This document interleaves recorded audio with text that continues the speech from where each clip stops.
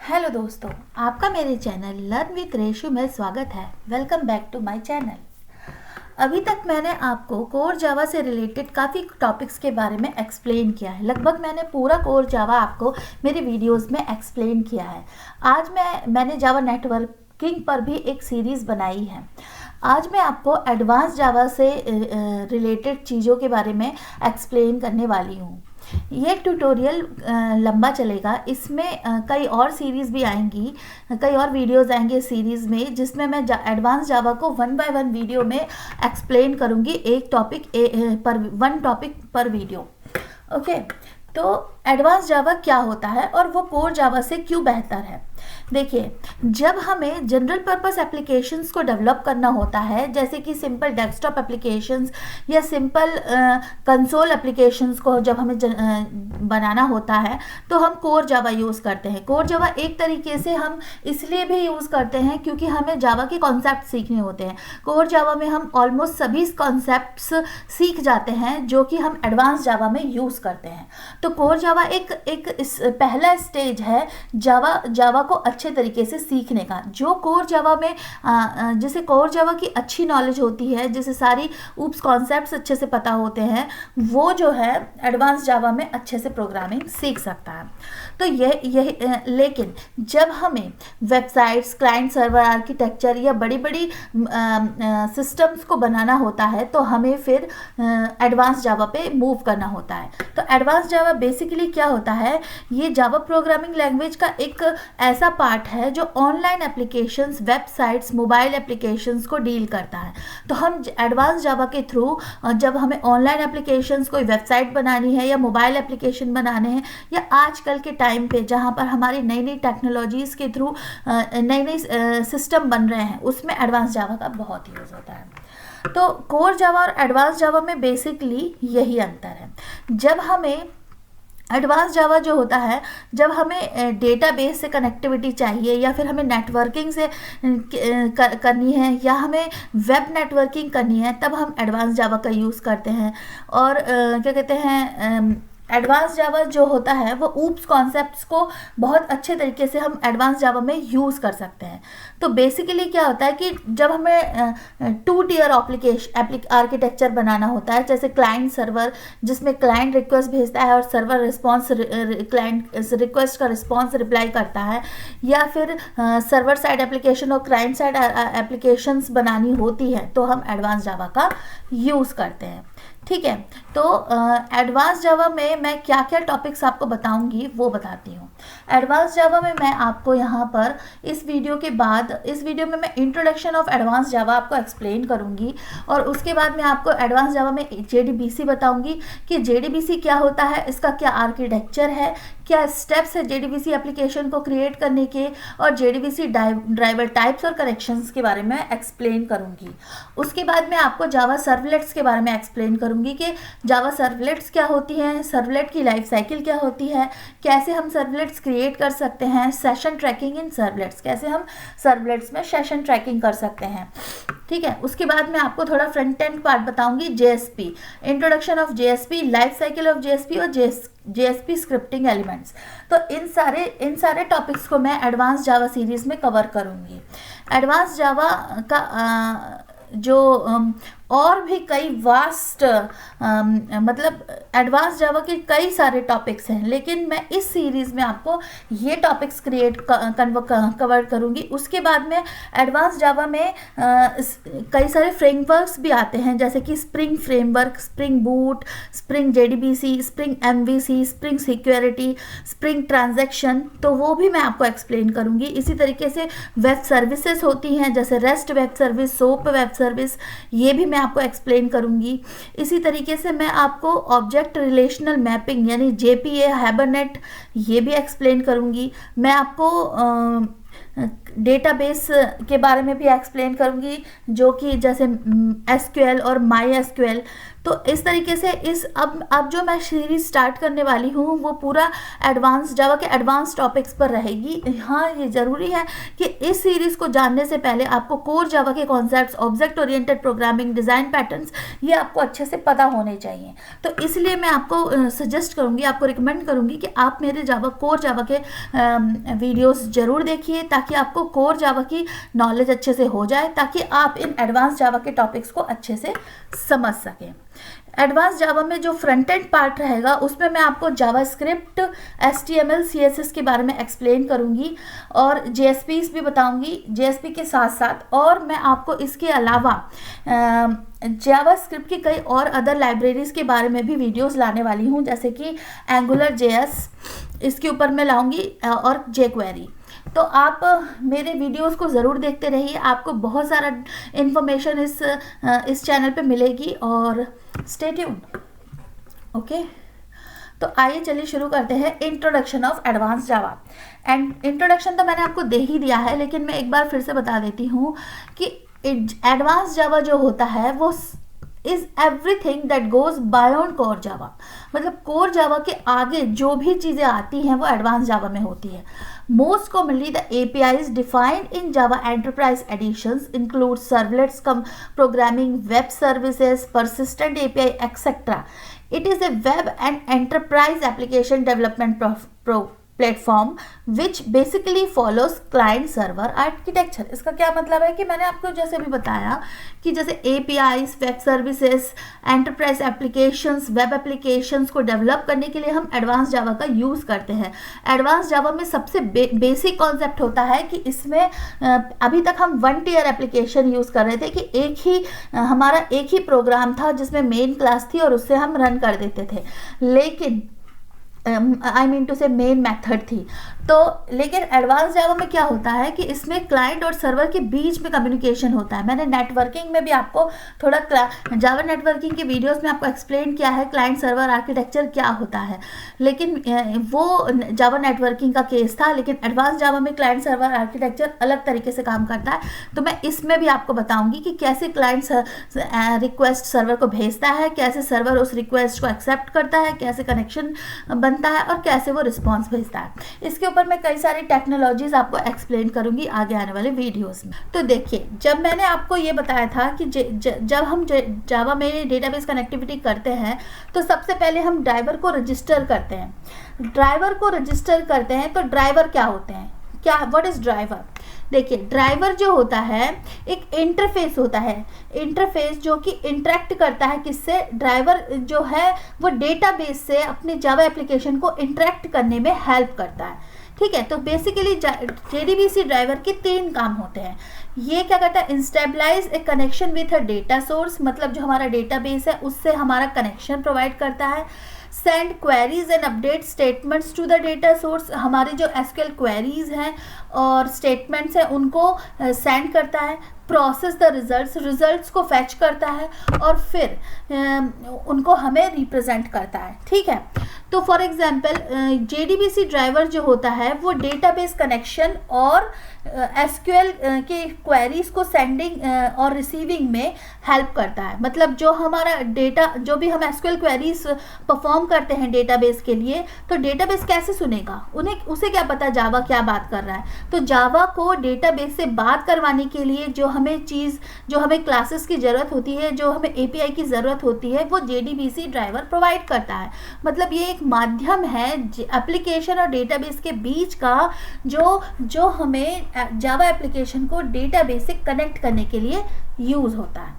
ठीक है, तो JDBC ड्राइवर कितने टाइप के होते हैं? JDBC ड्राइवर 4 टाइप के होते हैं। Type 1 JDBC ODBC bridge driver, type 2 JDBC native API, type 3 JDBC net pure Java और टाइप 4 प्योर जावा, 100% प्योर जावा।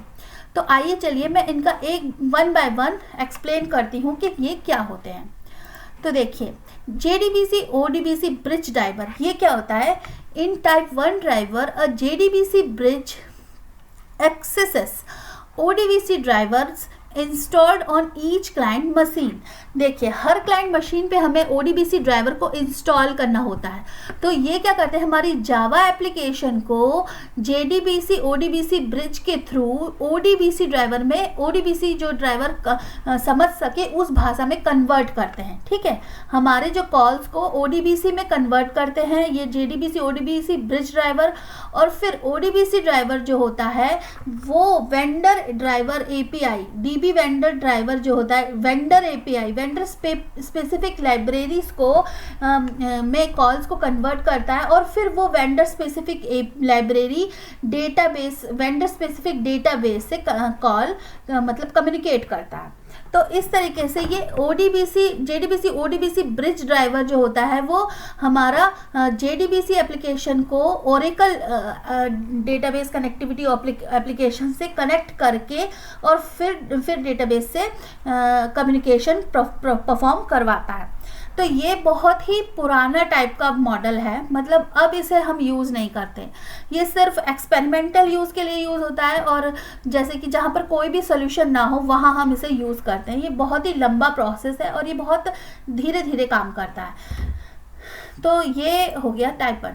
टाइप टू क्या है, JDBC नेटिव API। इसमें क्या होता है, in a type 2 driver JDBC API calls are converted into native C++ API which are unique to the database. These drivers are typically provided by the database vendor and used in the same manner as JDBC ODBC bridge। मतलब इसको मैं हिंदी में समझाती हूँ कि JDBC हमारा जो application है तो वो नेटिव API में हमारे कॉल को कन्वर्ट करता है, फिर वो नेटिव API जो होती है वो हमारे vendor specific API, vendor specific library में हमारे कॉल को कन्वर्ट करती है, और फिर वेंडर स्पेसिफिक लाइब्रेरी जो होता है वो हमारे डेटाबेस से कम्युनिकेट करवाता है। तो ये क्या होता है कि ये नेटिव API के थ्रू कम्युनिकेट कराता है। इसमें ये native Java application native API में कन्वर्ट होती है और इसमें फिर उस कॉल के थ्रू ये यूनिक डेटाबेस से कम्युनिकेट करती है। लेकिन इसमें क्या होता है, ये इसमें जो लेयर्स हैं वो कम हैं, मतलब उसमें इसमें हमारा ये layer JDBC ODBC driver bridge layer जो थी वो एक्स्ट्रा थी, लेकिन इसमें जो है ये सिर्फ 3 लेयर्स में काम कर गया। ठीक है, तो ये जो है वेंडर स्पेसिफिक ड्राइवर जो होता है इसमें क्लाइंट मशीन पे इंस्टॉल होना चाहिए, और ये Oracle call interface OCI drivers जो होते हैं ना वो इसके एग्जांपल है। मतलब OCI ड्राइवर जहाँ यूज़ होते हैं वहाँ पर हम वो एक एग्जांपल है जहाँ पर हम यूज़ करते हैं, वहाँ पर इस JDBC नेटिव API का यूज़ होता है। ठीक है, तीसरा है JDBC नेट प्योर जावा। इसमें क्या होता है, इसमें नेटिव API और इन सब चीज़ों की ज़रूरत नहीं होती, इसमें सिर्फ जावा एप्लीकेशन होती है जो कि एक मिडिलवेयर, ये मिडिलवेयर सर्वर होते हैं जिसमें कई टाइप 1 भी डेटाबेस, टाइप 1 ड्राइवर हो सकता है, टाइप 2 ड्राइवर हो सकता है और टाइप 3 ड्राइवर हो सकता है। तो इस मिडिलवेयर में कोई भी टाइप का ड्राइवर हो सकता है। तो ये एप्लीकेशन उनमें से किसी एक ड्राइवर से एप्लीकेशन को कम्युनिकेट करा के सीधे डेटाबेस सर्वर से कम्युनिकेशन हो जाता है। इसमें in a type 3 driver, a 3-tier approach is used to access database. The JDBC client use standard network socket to communicate with a middleware application server. And the socket information is then translated by the middleware application server into the call format required by the DBMS and forward to the database. This kind of driver is extremely flexible since it requires no code installed on client, and a single driver can actually provide access to multiple databases. देखिए इसमें मैंने आपको जैसे बताया कि ये 3 tier है। इसमें पहले एप्लीकेशन जो है मिडिलवेयर सर्वर से कम्युनिकेट करता है और मिडिलवेयर सर्वर जो है डेटाबेस से कनेक्टिविटी प्रोवाइड करता है। तो इसमें ये फास्ट है थोड़ा सा, उन दो पहले वाले दोनों से ये फास्ट है, और इसमें हमें क्लाइंट मशीन पर कुछ इंस्टॉल करने की ज़रूरत नहीं होती, जो भी है वो मिडिलवेयर सर्वर ही सारी चीज़ें परफॉर्म कर देता है। ठीक है, फिर आता है हमारा प्योर जावा। ये जो है ये डायरेक्टली हमारे डेटाबेस से कम्युनिकेट करता है, इसमें बीच में कोई भी मीडियम नहीं चाहिए होता है। जैसे कि MySQL connector -j driver is a type 4 driver because of the proprietary nature of their network protocols. Database vendor usually support type 4 drivers. मतलब क्या है कि जो MySQL कनेक्टिविटी, जो मैंने अपने पिछले वीडियो में MySQL कनेक्टर का यूज़ करके कम्युनिकेशन प्रोवाइड किया MySQL डेटाबेस से मेरे प्रोग्राम में, वहाँ पर मैंने ये MySQL कनेक्टर जे ड्राइवर का यूज़ किया था। क्यों? क्योंकि ये टाइप प्योर जावा है, इसमें हमें कुछ करने की ज़रूरत नहीं था, डायरेक्ट हमने वो कनेक्टर को यूज़ किया और कॉल किया और हमारा कनेक्शन परफॉर्म हो गया। तो इस तरीके से ये जो है आजकल के टाइम पे सबसे ज़्यादा यूज़ किए जाने वाला ड्राइवर जो होता है वो 100% प्योर जावा टाइप 4 ड्राइवर को हम यूज़ करते हैं। अब चलिए, तो अब मैं आपको बताती हूँ कि क्वेश्चन आता है कि हम, so here comes the question, which driver should be use, मतलब हमें कौन सा ड्राइवर चुनना चाहिए।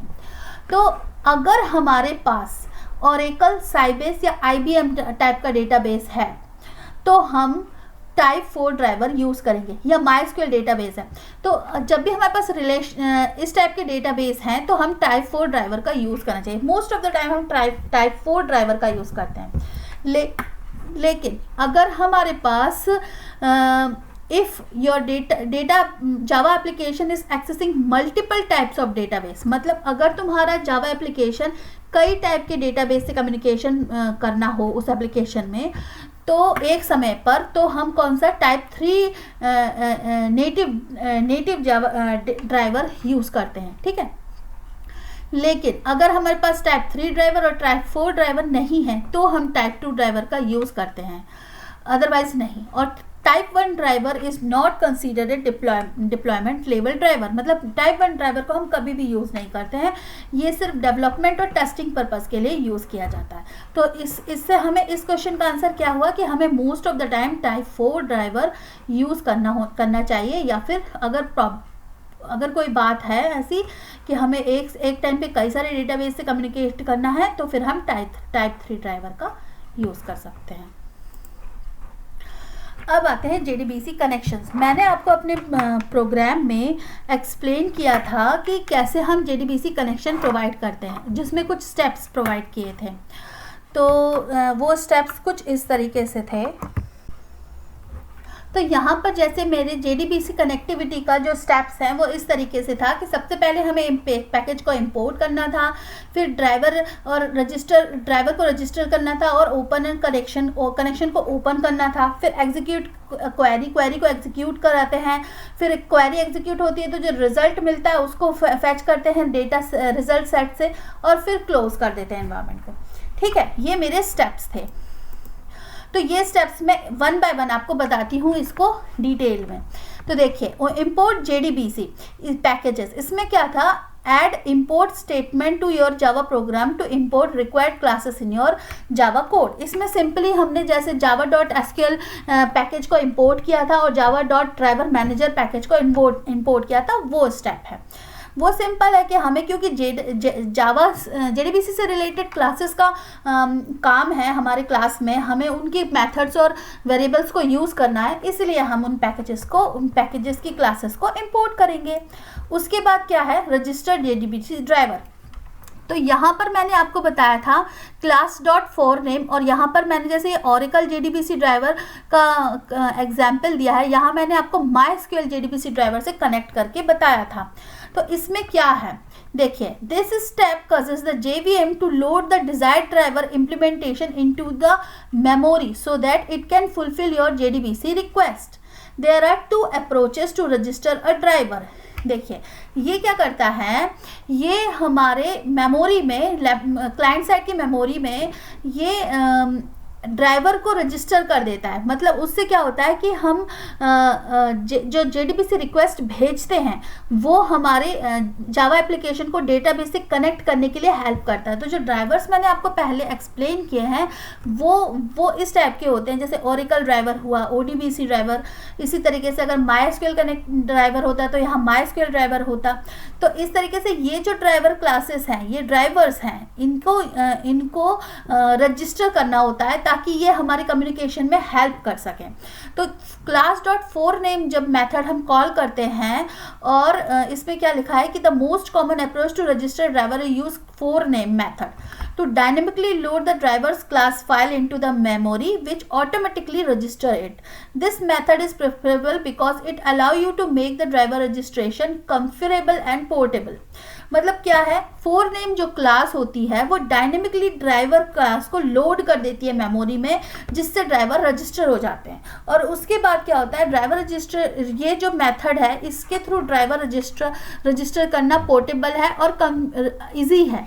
मतलब इसमें क्या होता है, सिर्फ class dot for name method का कॉल किया और ड्राइवर का नाम दिया और ये ऑटोमेटिकली रजिस्टर हो जाएगा, अगर आपने उस ड्राइवर जार को या ड्राइवर कनेक्टर को हम अपने जावा एप्लीकेशन में उस जार फाइल को बिल्ड पाथ में ऐड किया हो। वो मैंने बताया था कि कैसे आप जार फाइल को बिल्ड पाथ में ऐड करते हैं, ठीक है। और अगर हमारे पास ये क्लास नहीं मिलती, इसका मतलब अगर हमने ड्राइवर को अपने जावा एप्लीकेशन में ऐड नहीं किया है तो हमें क्लास नॉट फाउंड एक्सेप्शन मिलती है, मतलब unable to load driver class. यहाँ पर मतलब यहाँ तो एक मैसेज दिया है, इसका मतलब है कि क्लास नॉट फाउंड एक्सेप्शन तब मिलती है जब हमें ये ओरेकल ड्राइवर या माइस्क्यूएल ड्राइवर या कोई भी ड्राइवर जो यहाँ यूज़ किया है वो हमें नहीं मिलता, तो ये एक्सेप्शन जनरेट होती है। इसलिए यहाँ सिंटैक्स लिखा है क्लास नॉट फाउंड एक्सेप्शन का, यहाँ कैच किया गया। तो इस तरीके से हम ड्राइवर को रजिस्टर करते हैं। एक रजिस्टर करने का तरीका तो ये है class not four name method से, और दूसरा रजिस्टर करने का तरीका ये है, इसमें क्या करते हैं, हम ड्राइवर क्लास का ऑब्जेक्ट बनाते हैं और उसके बाद driver manager dot register driver method का यूज़ करके हम उस ड्राइवर को रजिस्टर कर देते हैं। ये सेकेंड अप्रोच है। तो you should use the register driver method if you using a non-JDK compliant JVM such as one provided by the Microsoft। मतलब अगर हमारा JVM जो है वो non-JDK है तो हम compliant है तो हम इस अप्रोच का यूज़ करते हैं, ठीक है। और इसके बाद जो होता है डेटाबेस URL, तो जब हमने आपको बताया था ओपन अ कनेक्शन, यहाँ जो स्टेप है अगर हम देखें तो यहाँ पर इंपोर्ट पैकेज बता दिया, रजिस्टर ड्राइवर, और फिर आता है open a connection.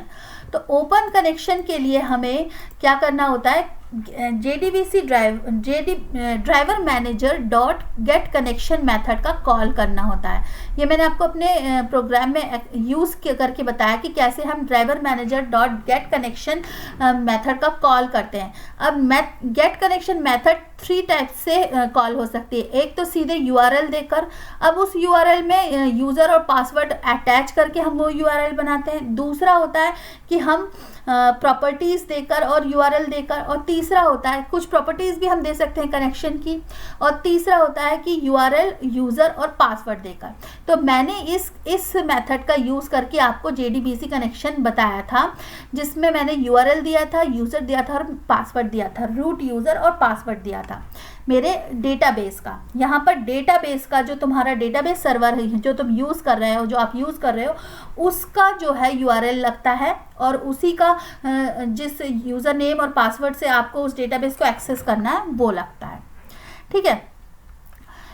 Each form requires a database URL, यहाँ पर हर फॉर्म डेटाबेस URL की ज़रूरत पड़ती है, जो क्या करता है, मैंने अभी आपको बताया, डेटाबेस को पॉइंट आउट करता है। ये URL डेटाबेस को पॉइंट आउट करता है, इसलिए हम ये driver manager dot get connection method का यूज़ करते हैं, ठीक है। तो ओपन कनेक्शन हो गया। अब ये कितने प्रकार के ड्राइवर होते हैं और डेटाबेस URL बन सकते हैं। देखिए MySQL का मैंने आपको बताया था com.mysql JDBC ड्राइवर, ये जो होता है ड्राइवर होता है और इसका URL होता है JDBC://hostname-database। ये मैंने यूज़ किया था, होस्ट नेम में मैंने लोकल होस्ट यूज़ किया था और डेटाबेस नेम में मैंने मेरा रेशो डेटाबेस नाम का डेटाबेस जो बनाया था वो यूज़ किया था। ये वाला मैंने आपको यूज़ करके बताया है। उसी तरीके से जैसे मैंने ये यूज़ किया था वैसे ही आप जो for.class नेम है वहाँ पर इस ड्राइवर की जगह ये ड्राइवर अगर लगा लेंगे तो वो ओरेकल डेटाबेस से कनेक्टिविटी के लिए यूज़ हो जाएगा। इसमें क्या करेंगे, हम यहाँ पर होस्ट नेम में लोकल होस्ट और पोर्ट नेम में 8080, अगर आपका लोकल होस्ट है 8080 डाल देंगे और फिर उसके बाद डेटाबेस का नेम लिखेंगे। तो इसका जो सिंटैक्स है वो थोड़ा डिफरेंट है, ठीक है। इसी तरीके से साइबेस डेटाबेस ड्राइवर से हम कनेक्ट करके साइबेस डेटाबेस का URL डाल देंगे, ठीक है। तो ये तो हो गए हमारे डेटाबेस ड्राइवर और उनके URL। ये आपको ये स्लाइड आपको इस पॉइंट पर आपको बहुत हेल्पफुल रहेगी अगर आप डिफरेंट टाइप के डेटाबेस से अपने जावा एप्लीकेशन को कनेक्ट कर रहे हैं तो। ठीक है, उसके बाद हम क्या करते हैं, create a connection object. Get connection object क्या होता है, simply create a open connection using database you. और इसमें क्या होता है कि अभी मैंने आपको जैसे बताया गेट कनेक्शन मेथड के थ्रू हम क्या कहते हैं कनेक्शन को ओपन करते हैं। ठीक है, कनेक्शन ओपन करने के बाद हम क्या करते हैं, लास्ट स्टेप देखिए, जब हम कनेक्शन को ओपन करते हैं उसके बाद हम जो भी क्वेरी परफॉर्म करते हैं, जो भी डेटाबेस से कम्युनिकेशन परफॉर्म करते हैं, हमारे एसक्यूएल एग्जीक्यूट क्वेरी और जो भी मैंने आपको बताया था कि मैंने सिलेक्ट और इंसर्ट स्टेटमेंट का यूज़ करके आपको बताया था कि कैसे मेरे डेटाबेस से मैंने कम्युनिकेशन परफॉर्म किया है। तो वो परफॉर्म करने के बाद हमें लास्ट स्टेप आता है कनेक्शन डॉट क्लोज। ये जो मैंने आपको करके बताया था और इसमें मैंने फाइनली ब्लॉक में भी कनेक्शन डॉट क्लोज का स्टेटमेंट लिख के बताया था। तो वो इसलिए होता है कि ये क्या करता है, at the end of JDBC program we have to close all database connection to the end each database session. However if you forget, Java garbage collector will close the connection when it cleans up the stale object. मतलब क्या है कि हमें अपनी manually safety के लिए हमें connection close करना अच्छा होता है। देखिए छोटी एप्लीकेशन है तो उसमें तो कोई प्रॉब्लम नहीं है, लेकिन कभी कभी बड़ी एप्लीकेशन होती है जहाँ बहुत बड़ा सिस्टम होता है, अगर वहाँ हम कनेक्शन को क्लोज करना भूल जाते हैं तो कभी कभी सेशन चलता रहता है और उसकी वजह से हमारा जो डेटाबेस परफॉर्मेंस है उसमें प्रॉब्लम आ जाती है। वो ज़्यादा लोड मेमोरी मतलब मेमोरी ले लेता है और ज़्यादा ओवरलोड हो जाता है। तो इसलिए हमें कनेक्शन को क्लोज करना एक बहुत ही अच्छा मतलब प्रोफेशनल वे है कि जिसमें हम प्रोग्रामिंग के टाइम पे जब भी हम ओपन कनेक्शन करते हैं तो हमें उसको क्लोज भी करना होता है। ये एक अच्छा मतलब स्टेप है कि हमें क्लोज करना चाहिए, हमें भूलना नहीं चाहिए। अगर हम भूल गए तो जावा गार्बेज कलेक्टर तो कर ही देगा, लेकिन फिर भी अगर हम एक अच्छे प्रोग्रामर हैं तो हमारी रिस्पॉन्सिबिलिटी बनती है कि हमारा कोड एक स्टैंडर्ड कोड हो और वो अच्छा दिखे और अच्छा काम करे। ठीक है, परफॉर्मेंस वाइज भी वो अच्छा हो, तो इसलिए हमें हर स्टेप को फॉलो करना चाहिए। तो इस तरीके से कनेक्शन क्लोज हो जाता है। तो देखिए सिंपल सी एक बात है कि जब हमें कोई वेब एप्लीकेशन बनानी होती है तो वेब एप्लीकेशन सिर्फ HTML या जावास्क्रिप्ट या CSS से तो बन नहीं जाती, बनती है वर्डप्रेस या कई और टेक्नोलॉजीज है जो बनाती है। लेकिन अगर हम एक proper content management website web application बना रहे हैं जिसमें हमारा कोई कंटेंट है जिसे हमें कहीं सेव करना है, जैसे हमारी कोई ई-कॉमर्स वेबसाइट है जिसमें हमारे इंफॉर्मेशन को हम कहीं सेव करते हैं, तो उस प्रकार की वेब एप्लीकेशंस में हमें डेटाबेस की बहुत ज़रूरत पड़ती है। ठीक है, अगर सिर्फ ब्लॉगिंग करना है तो वो तो आप वर्डप्रेस से भी बना सकते हो, लेकिन अगर आपको एक प्रॉपर ऐसा वेब एप्लीकेशन चाहिए जिसमें हमें इंफॉर्मेशन को, प्रोडक्ट इंफॉर्मेशन को सेव भी करना है और फिर हमें उसको टाइम टू टाइम अलग अलग टाइम पे अपडेट करना है, यानी हमें कंटेंट को मैनेज करना है, तो हम इस टाइम पे हम डेटाबेस का यूज़ करते हैं। और जब हम किसी डेटाबेस को वेब एप्लीकेशन में यूज़ करते हैं तो हमें उस डेटाबेस को उस एप्लीकेशन से कनेक्ट करना होता है ताकि हम अपना एप्लीकेशन फ्रंट एंड में अगर हम कोई चीज़ ऑपरेशन परफॉर्म कर रहे हैं कि सेव दिस थिंग, तो वो सेव करने के बाद वो कंटेंट डेटाबेस में सेव हो जाए। तो इस स्टेप पे जैसे कि ये है हमारा एप्लीकेशन, अब एप्लीकेशन जब रन करता है तो वो एक रिक्वेस्ट भेजता है। ठीक है, रिक्वेस्ट जब भेजता है कि हाँ चलो ये चीज़ हमें सेव करनी है, जब वो सेव करने की रिक्वेस्ट भेजता है तो वो जो है JDBC ड्राइवर के थ्रू वो हमारे किसी भी पर्टिकुलर डेटाबेस में सेव हो जाता है। अब ये JDBC ड्राइवर क्या है, देखिए JDBC का एक आर्किटेक्चर होता है जिसमें दो चीज़ें होती हैं, एक तो होती है JDBC API और दूसरा होता है JDBC ड्राइवर API। तो JDBC एक पर्टिकुलरली स्टैंडर्ड API है, एक एप्लीकेशन प्रोग्रामिंग इंटरफेस है। इस इंटरफेस के थ्रू हम एप्लीकेशन को, हमारी जावा एप्लीकेशन को डेटाबेस से कनेक्ट कर सकते हैं। ठीक है। तो JDBC API क्या करती है, ये प्रोवाइड्स करती है application to JDBC driver connectivity, ठीक है, JDBC मैनेजर कनेक्टिविटी। तो 2 स्टेप में होता है, पहले तो एप्लीकेशन JDBC मैनेजर से कनेक्ट होता है और उसके बाद JDBC मैनेजर जो होता है वो ड्राइवर से कनेक्ट होता है और ड्राइवर जो होता है इंफॉर्मेशन को डेटाबेस से कनेक्ट करके उसमें एंटर कर देता है। तो ये इस तरीके से होता है, ठीक है। अब मैं आपको बताती हूँ कि स्टेप्स क्या होते हैं जब हम डेटा JDBC में डेटा का यूज़ करते हैं जावा में। तो जैसे how to create JDBC application, देखिए JDBC एप्लीकेशन क्रिएट करने के लिए सबसे पहले हमें क्या करना होता है, किसी भी प्रोग्राम में हमें इंपोर्ट करना होता है पैकेजेस को। जब हम वो पैकेजेस जिसमें JDBC से related information, APIs, interfaces, classes हों, ठीक है। जब हम इंपोर्ट करते हैं हमारे प्रोजेक्ट में, उसके बाद हमें क्या करना होता है, registered driver and open connection. तो ये सारी चीज़ें मैं ऐसे थियोरेटिकली बता रही हूँ, लेकिन मैं इसे प्रैक्टिकल में भी आपको बताऊंगी कि कैसे हम ये स्टेप्स फॉलो करते हैं। लेकिन अभी मैं आपको स्टेप्स बता रही हूँ कि हम क्या स्टेप्स फॉलो करेंगे। सबसे पहले हम पैकेज को इंपोर्ट करेंगे, फिर हम उस ड्राइवर को रजिस्टर करेंगे और ओपन कनेक्शन करेंगे, फिर हम एग्जीक्यूट करेंगे क्वेरी को, यानी कि इस बीच में हम क्वेरी भी लिखेंगे और क्वेरी को हम एग्जीक्यूट करके फिर उसमें से डेटा जो मिलेगा, एग्जीक्यूट करने के बाद जो डेटा मिलेगा उसे रिजल्ट सेट में एक्सट्रैक्ट करेंगे और फिर हम अपने कनेक्शन को क्लोज कर देंगे। तो ये तो होते हैं JDBC के स्टेप्स। अब चलिए मैं आपको प्रोग्रामिंग से बताती हूँ कि कैसे हम डेटाबेस को किसी जावा एप्लीकेशन में डेटाबेस को कनेक्ट करते हैं। Let's start. हमें उसे एक्सप्लेन करने के लिए सबसे पहले हमें ये जानना है कि हम किस डेटाबेस को हम अपने एप्लीकेशन से कनेक्ट करेंगे, तो ये डिसाइड करना होता है। तो इस केस में अभी मैं आपको मैं जो है MySQL वर्क ब्रांच का यूज़ करूँगी डेटाबेस ऑपरेशंस को परफॉर्म करने के लिए।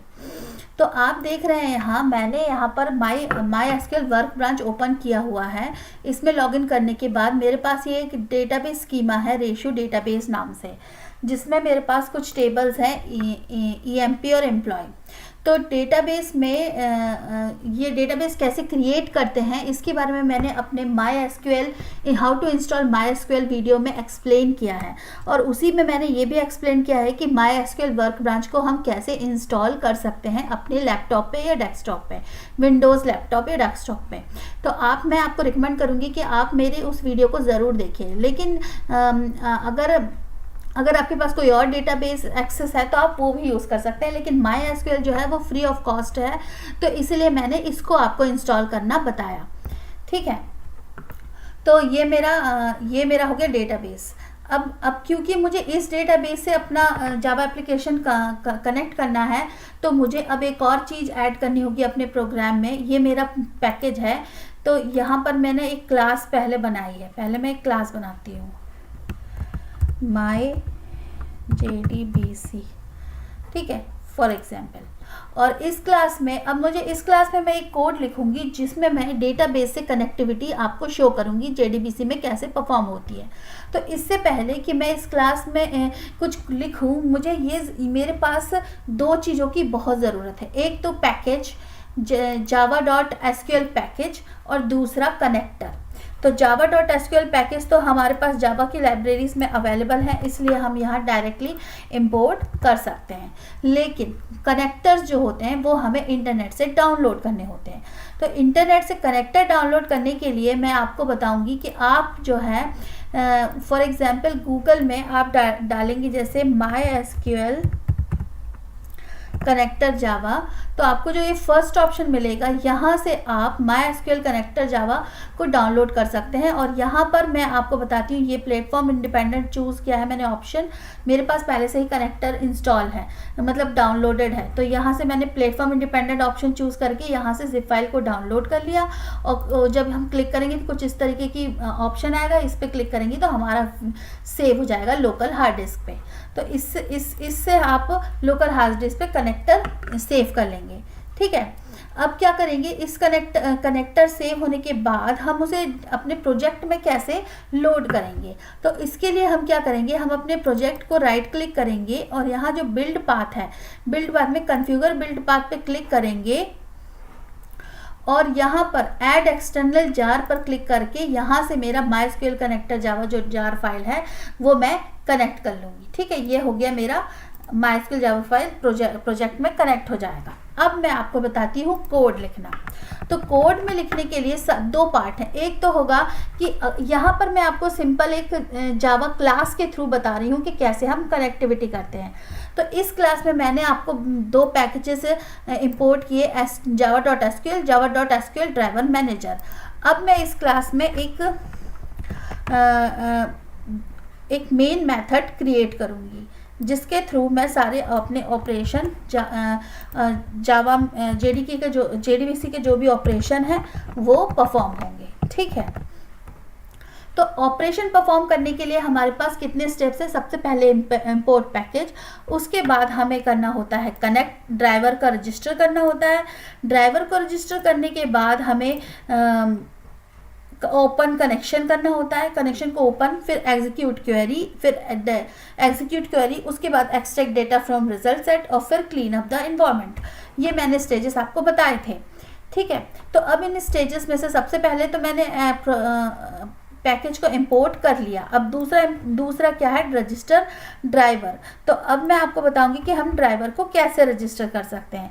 तो ड्राइवर को रजिस्टर करने के लिए सबसे पहले हमारे पास एक स्टेटमेंट लिखना होगा कुछ इस तरीके से।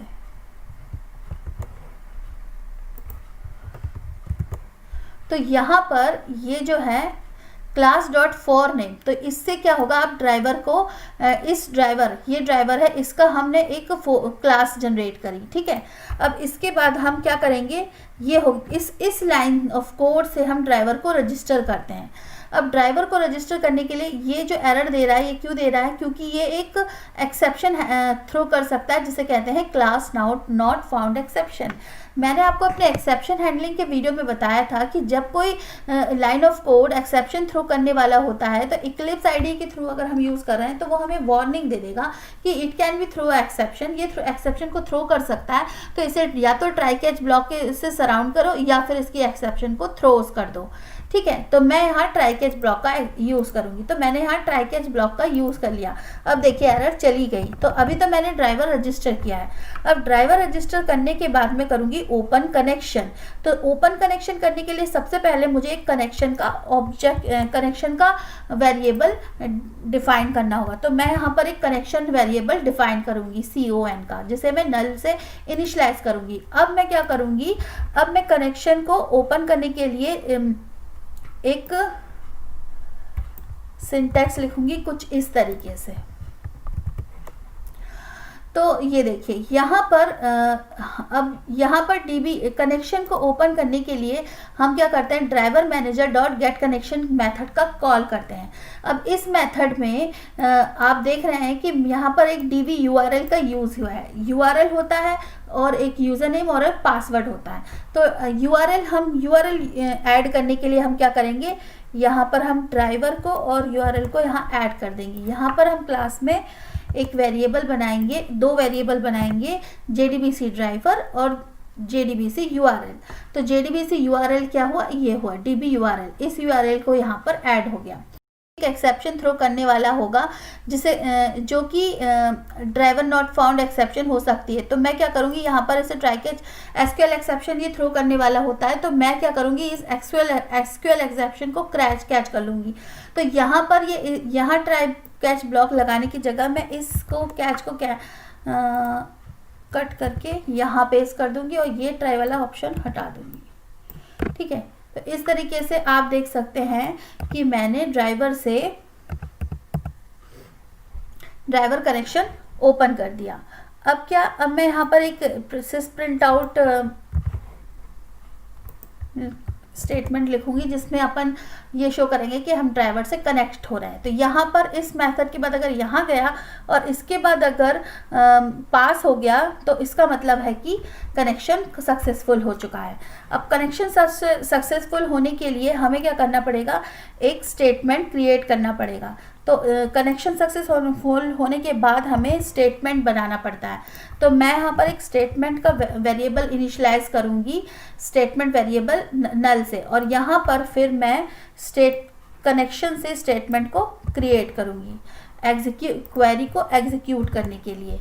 अब देखिए यहाँ पर मेरी स्टेटमेंट कनेक्शन हो गया। अब देखिए यहाँ पर मेरे वर्क बेंच में जो एक टेबल है एम्प्लॉय, इस टेबल में अगर मैं देखूँ तो मेरे पास दो रोज ऑफ वैल्यू हैं, मतलब 2 रोज है मेरे पास ऑलरेडी इंसर्टेड। तो मैं क्या करूँगी, इस रो को फेच करूँगी यहाँ, जिससे मुझे पता चलेगा कि मेरा कनेक्शन सक्सेसफुली हो गया है। तो इसके लिए क्या करूँगी मैं एसक्यूएल स्टेटमेंट बनाऊँगी। एसक्यूएल स्टेटमेंट कैसे, यहाँ पर मैं लिखूँगी स्ट्रिंग और यहाँ कुछ इस तरीके से एसक्यूएल स्टेटमेंट लिख दूँगी। सिलेक्ट और एम्प्लॉय आईडी, फर्स्ट एज और एम्प्लॉय, ठीक है। तो कुछ इस तरीके से मेरा एसक्यूएल स्टेटमेंट लिख जाएगा।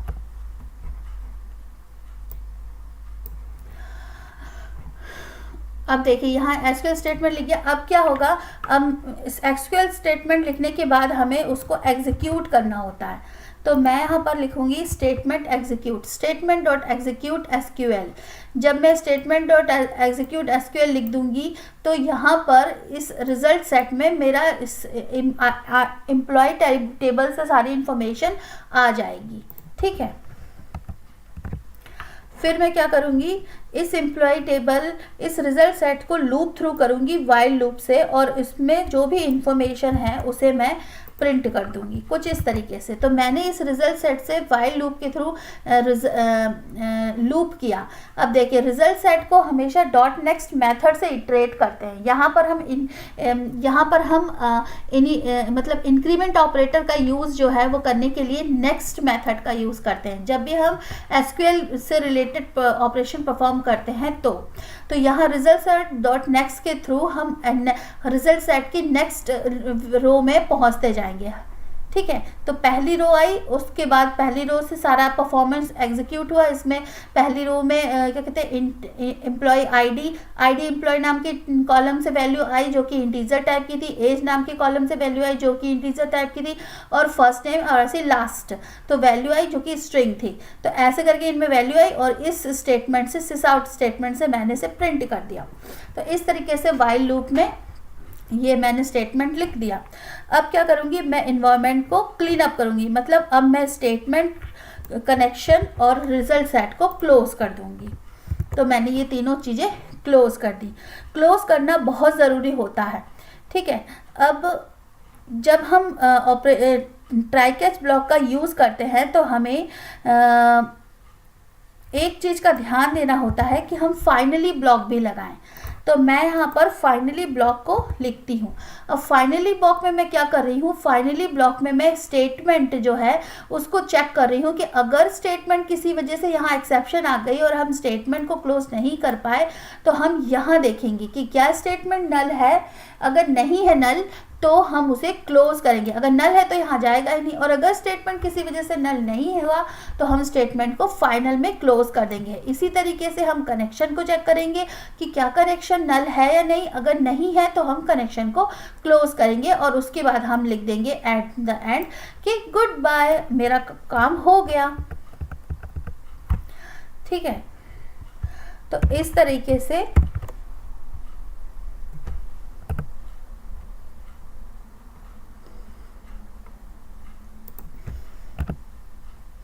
हमारा कोड लिख गया। अब इस कोड को आप पढ़ के इस कोड को आप देखेंगे तो इसमें मैंने सबसे पहले ड्राइवर को रजिस्टर किया, उसके बाद मैंने चेक एक कनेक्शन को ड्राइवर मैनेजर से कनेक्शन ओपन किया, फिर कनेक्शन ओपन करने के बाद मैंने एसक्यूएल क्वेरी को लिखा, एसक्यूएल क्वेरी से फिर स्टेटमेंट को एग्जीक्यूट कराया, स्टेटमेंट को एग्जीक्यूट कराने के बाद स्टेटमेंट को रिजल्ट सेट को एक्सट्रैक्ट किया और फिर हमने क्लोज कर दिया अपना कनेक्शन। ये स्टेप्स होते हैं JDBC के। अब मैं इसको रन करूँगी इस क्लास को, तो आप देखेंगे कि कैसे ये डेटाबेस से इंफॉर्मेशन लाएगी और एम्प्लॉय टेबल से इंफॉर्मेशन लाकर, यहाँ देखिए कनेक्टिंग टू डेटाबेस और एम्प्लॉय टेबल, यहाँ पर मेरी एम्प्लॉय टेबल थी, ये तो EMP टेबल थी, यहाँ मैंने एम्प्लॉय टेबल का भी एक यूज़ किया है। इस एम्प्लॉय टेबल पे 4 कॉलम हैं, 4 रोज़ हैं और 4 कॉलम है। 4 रोज़ में ये इन्फॉर्मेशन है, आप देख रहे हैं सेम की सेम इन्फॉर्मेशन हमें यहाँ प्रिंट हो गई। तो ठीक है, इस तरीके से हम डेटाबेस से कनेक्ट करके इंफॉर्मेशन को फैच कर सकते हैं। इसी तरीके से हम डेटाबेस में इंफॉर्मेशन इंसर्ट कर सकते हैं, अपडेट कर सकते हैं, डिलीट कर सकते हैं। डिफरेंस सिर्फ इतना रहेगा कि यहाँ पर सिलेक्ट स्टेटमेंट की जगह मैं इंसर्ट करूँगी। और चलो मैं एक इंसर्ट का भी आपको एग्जांपल दे देती हूँ। जैसे कि मैं यहाँ पर इंसर्ट स्टेटमेंट लिखना है तो मैं लिखूँगी insert into employee. For example मैं एक इंसर्ट स्टेटमेंट का लेती हूँ, या मैं ऐसा करती हूँ,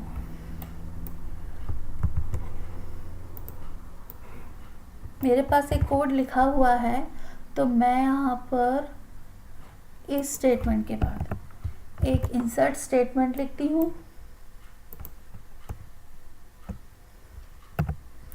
और इसका इस तरीके से, ठीक है, इसको मैं यहाँ लिख देती हूँ। और फिर इस इंसर्ट स्टेटमेंट के बाद हमें क्या करना होगा, हमें स्टेटमेंट डॉट stmt डॉट, अब देखिए जब हम डॉट करेंगे तो कितने सारे ऑपरेशंस यहाँ दिख रहे हैं, तो इसमें से हमें एग्जीक्यूट अपडेट यूज़ करना पड़ेगा। स्टेटमेंट एग्जीक्यूट अपडेट क्यों, क्योंकि हम यहाँ पर टेबल को अपडेट कर रहे हैं। तो जब हम स्टेटमेंट अपडेट करेंगे तो ये इंफॉर्मेशन जो है वो चली जाएगी। अब यहाँ पर ID कितनी तक थी, 3 तक, तो मैं यहाँ ID चेंज करके 4 कर देती हूँ। बस इतना करने से ये जो है एम्प्लॉय टेबल में हमारी वैल्यू जो है इंसर्ट कर देगी, ये 4, तो 5 रोज़ हो जाएंगी। अब देखिए मैं इसको फिर से रन करती हूँ तो आप देखेंगे कि ये 5 रोज़ आ गई, 4 ID 104 भी यहाँ इंसर्ट हो गया। और मैं इस वर्क बेंच में देखूँगी और इसको सिलेक्ट ऑल रोज़ करूँगी तो यहाँ 5वीं रो भी ऐड हो गई। तो इस तरीके से हम डेटाबेस में इंसर्ट, सिलेक्ट, अपडेट, डिलीट कोई भी ऑपरेशन परफॉर्म कर सकते हैं।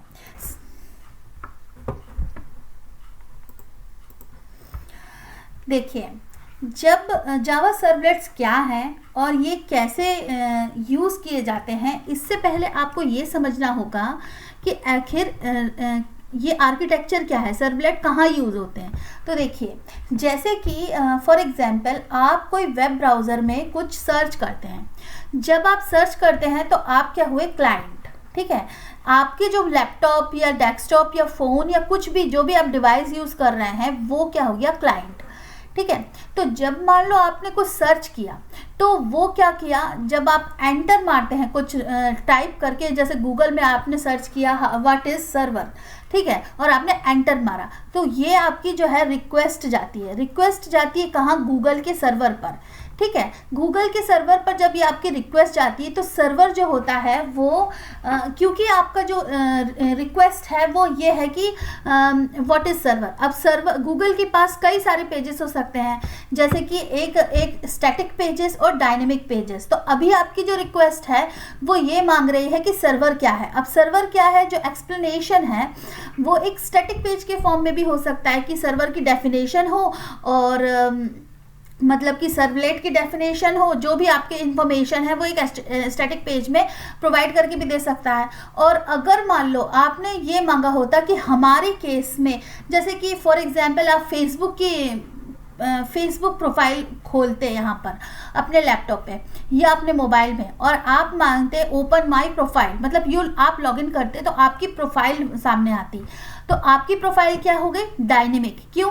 क्योंकि उसमें आपका डेटा है। अब जो फेसबुक का जो सर्वर होगा उसके पास क्या है? उसके पास एक स्टैटिक पेज होगा। अब स्टैटिक और डायनेमिक पेज क्या होते हैं वो मैं थोड़ी देर बाद बताती हूँ। तो जैसे कि फेसबुक का जो सर्वर है उसके पास कई सारे पेजेस होंगे जो कि वो आपको रिस्पॉन्स के फॉर्म में देगा। मतलब कि जब आप रिक्वेस्ट भेजोगे कि हाँ I want to see my profile, you can log in and you want to see your profile page, तो सर्वर एक डायनेमिक पेज बनाएगा अकॉर्डिंग टू योर इमेज। तो सर्वर के पास एक डेटाबेस होगा जहां पर वो आपकी पर्टिकुलर इमेज, आपका पर्टिकुलर डाटा फेच करेगा अपने डेटाबेस से, और उस प्रोफाइल के पेज को बनाकर डायनेमिकली आपके सामने बनाकर आपको रिस्पॉन्स के फॉर्म में दे देगा। ठीक है, तो response generated at run time, जब रिस्पॉन्स रन टाइम जनरेट होते हैं तो वो डायनेमिक पेजेस कहलाते हैं। ठीक है, जब रन टाइम जनरेट करके हम कोई रिस्पॉन्स भेजते हैं तो वो डायनेमिक पेजेस के थ्रू भेजते हैं। लेकिन जब हमारे पास एक फॉर एग्जांपल एक पेज है HTML पेज जिसमें सर्वर का एक डेफिनेशन लिखी है, अब वो तो हमेशा लिखी रहेगी, उसको कभी बदलने की ज़रूरत नहीं है यूज़र के अकॉर्डिंग, तो वो एक स्टैटिक पेज का एग्जाम्पल है। ठीक है, तो स्टैटिक पेज और डायनेमिक पेज का क्या अंतर है कि ऐसा कंटेंट जो स्टैटिक है जिसमें हमें कुछ चेंज करने की ज़रूरत नहीं है, जैसे व्लॉग्स हुए, व्लॉग्स एक स्टैटिक पेज है जिसमें हम कभी भी कुछ कंटेंट चेंज नहीं करते हैं, तो वो एक स्टैटिक पेज है। और अगर आपका डायनेमिक पेज क्या हुआ, जैसे कि आपकी प्रोफाइल हुई या फिर फॉर एग्जाम्पल मैंने कहीं पर भी प्रोफाइल हुई, या फिर आप कोई कैलकुलेशन कर रहे हैं, या फिर आप कोई वेबसाइट देख रहे हैं जहां पर आप कुछ डेटा एंटर करते हैं और आपको उस डेटा के अकॉर्डिंग आपको रिस्पॉन्स मिलता है, तो वो होते हैं डायनेमिक पेजेस। तो सर्वलेट का क्या रोल है यहाँ पर, अब वो मैं आपको बताती हूँ। ये तो मैंने आपको एक क्लाइंट सर्वर आर्किटेक्चर एक्सप्लेन किया कि कैसे आप सर्वर को इस रिक्वेस्ट भेजते हैं और सर्वर क्या प्रोसेस करता है जिसकी वजह से आपको रिस्पॉन्स मिलता है। तो अब चलिए सर्वलेट के बारे में जानते हैं। तो यहाँ पर आप एक आर्किटेक्चर देख रहे हैं जो मैं आपको एक्सप्लेन करूंगी कि सर्वलेट का क्या रोल है, क्या टॉमकैट वेब सर्वर होता है, एवरीथिंग। तो देखिए, जैसे ही आप अपने क्लाइंट या वेब ब्राउज़र से कुछ रिक्वेस्ट भेजते हैं तो वो कहाँ जाता है? सर्वर के पास। अब वो सर्वर किसी भी टाइप का हो सकता है। इन केस यहाँ पर मैंने टॉमकैट वेब सर्वर लिया है। ये सर्वर JBoss सर्वर भी हो सकता है, ग्लासफिश सर्वर भी हो सकता है, कोई भी सर्वर हो सकता है। ठीक है, तो सर्वर के पास जाता है हमारा रिक्वेस्ट, और अगर हमारा सिंपल एक स्टैटिक कंटेंट मांग रहे हैं तो वो index.html हमें रिस्पॉन्स में वापस दे देता है और हमें एक स्टैटिक कंटेंट मिल जाता है। लेकिन फॉर एग्जाम्पल आप अपनी प्रोफाइल खोलना चाहते हैं या आप कोई डायनेमिक कंटेंट मांगना चाहते हैं, तो क्या होगा? जैसे ही आप रिक्वेस्ट भेजेंगे तो सर्वर को चाहिए, अब सर्वर को नहीं पता कि डायनेमिक कंटेंट कहाँ से मिलेगा, तो सर्वर क्या करता है? वेब कंटेनर, हेल्पर एप्लीकेशन जो होती है वेब कंटेनर, उससे पूछता है कि हमें डायनेमिक कंटेंट बनाना है। अब डायनेमिक कंटेंट जो बनाने के लिए वेब कंटेनर क्या यूज़ करता है? सर्वलेट का। अब सर्वलेट ये लिखा है यहाँ पर। तो इस तरीके से एक सर्वलेट का एग्जाम्पल है कि एक सर्वलेट क्लास है ऐड, जिसमें जो HTTP सर्वलेट क्लास को इनहेरिट करती है। हमेशा सर्वलेट जो है वो HTTP सर्वलेट या HTTP क्लास को इनहेरिट करके ही बनाई जाती है।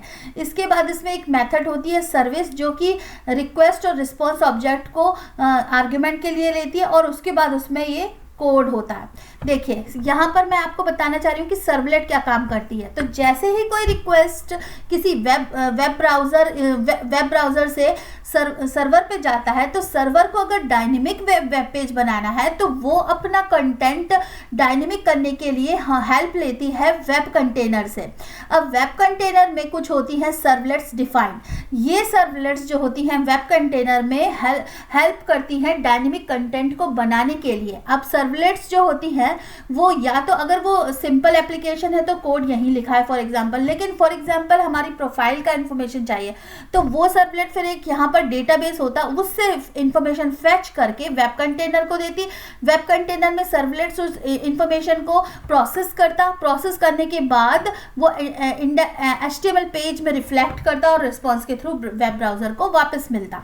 तो ये पूरा प्रोसेस होता है। लेकिन जो वेब कंटेनर है उसको कैसे पता कि हमें इस रिस्पॉन्स के लिए इस पेज को रिस्पॉन्स में देना है, इस रिक्वेस्ट के किसी रिक्वेस्ट के लिए किस पेज को रिस्पॉन्स में देना है, ये जानने के लिए वो एक फाइल जिसे कहते हैं डिप्लॉयमेंट डिस्क्रिप्टर फाइल web.xml का यूज करता है। तो जो टॉमकैट वेब सर्वर है वो ये देखता है कि web.xml में क्या हमारी मैपिंग है। अगर web.xml में मैपिंग है कि इस servlet for example add servlet से इंफॉर्मेशन को लेकर index.html में हमें भेजना है, तो ये चीज़ जो है web.xml डिस्क्राइब करता है कि कैसे सर्वलेट की मैपिंग होगी। इस मैपिंग के बेस पे टॉमकैट सर्वर उस पर्टिकुलर सर्वलेट को कॉल करता है और वो पर्टिकुलर सर्वलेट डेटा प्रोसेस करके उस पर्टिकुलर पेज को रिस्पॉन्स में देती है और वो रिस्पॉन्स फिर हमें क्लाइंट साइड पे मिल जाता है। तो ये तो हो गई पूरी प्रोसेस। तो इसमें क्या होता है कि अगर मान लो स्टैटिक पेज है तो वो तो सर्वर डायरेक्ट उसके पास जो सेव पेजेस हैं वो रिस्पॉन्स में दे देता है, लेकिन अगर डायनेमिक पेज है तो फिर ये पूरी प्रोसेस होती है। तो होप आपको समझ में आया होगा, मुझे आशा करती हूँ कि आपको समझ में आया होगा कि कैसे ये सर्वलेट का यूज़ होता है। अब यहाँ पर मैंने आपको बताया कि टॉमकैट सर्वर के बारे में। अब टॉमकैट सर्वर क्या होता है, एक वेब कंटेनर, एक वेब एप्लीकेशन सर्वर है, लेकिन ये एक वेब कंटेनर की तरह भी काम करता है। तो इसलिए यहाँ पर ये जो टॉमकैट सर्वर का क्या काम है कि जब हम हमारा डेटा, जब हम हमारा प्रोग्राम या एप्लीकेशन इस पर डिप्लॉय करते हैं तो टॉमकैट सर्वर पूरी कॉन्फ़िगरेशन प्रोवाइड करता है कि किस सर्वलेट को, किस वेब कंटेनर को कॉल करना है, वेब कंटेनर में किस सर्वलेट को कॉल करना है, किस पेज को उस पे का रिस्पॉन्स में देना है। इस सारी चीज़ों को automatically Tomcat web server manage करता है। ठीक है, तो इस तरीके से हमारे ब्राउज़र पे, क्लाइंट साइड पे हमें डायनेमिक कंटेंट मिलता है। अब डायनेमिक कंटेंट में सर्वलेट्स ही पूरा काम नहीं करते हैं। सर्वलेट्स क्या होते हैं, HTML से ही पूरा काम नहीं हो सकता है। अगर डायनेमिक कंटेंट है तो हमें JSPs की ज़रूरत पड़ेगी। तो ये चीज़ स्टैटिक कंटेंट के लिए तो हम HTML का यूज़ कर लेते हैं, लेकिन जब हमें डायनेमिक कंटेंट की ज़रूरत पड़ती है तो हम JSP का यूज़ करते हैं या फिर ऐसी कोई वेब पेजेस का यूज़ करते हैं जिसमें हम डायनेमिक कंटेंट को रिफ्लेक्ट कर सकें या कोडिंग जावा या कोडिंग कर सकें उसमें।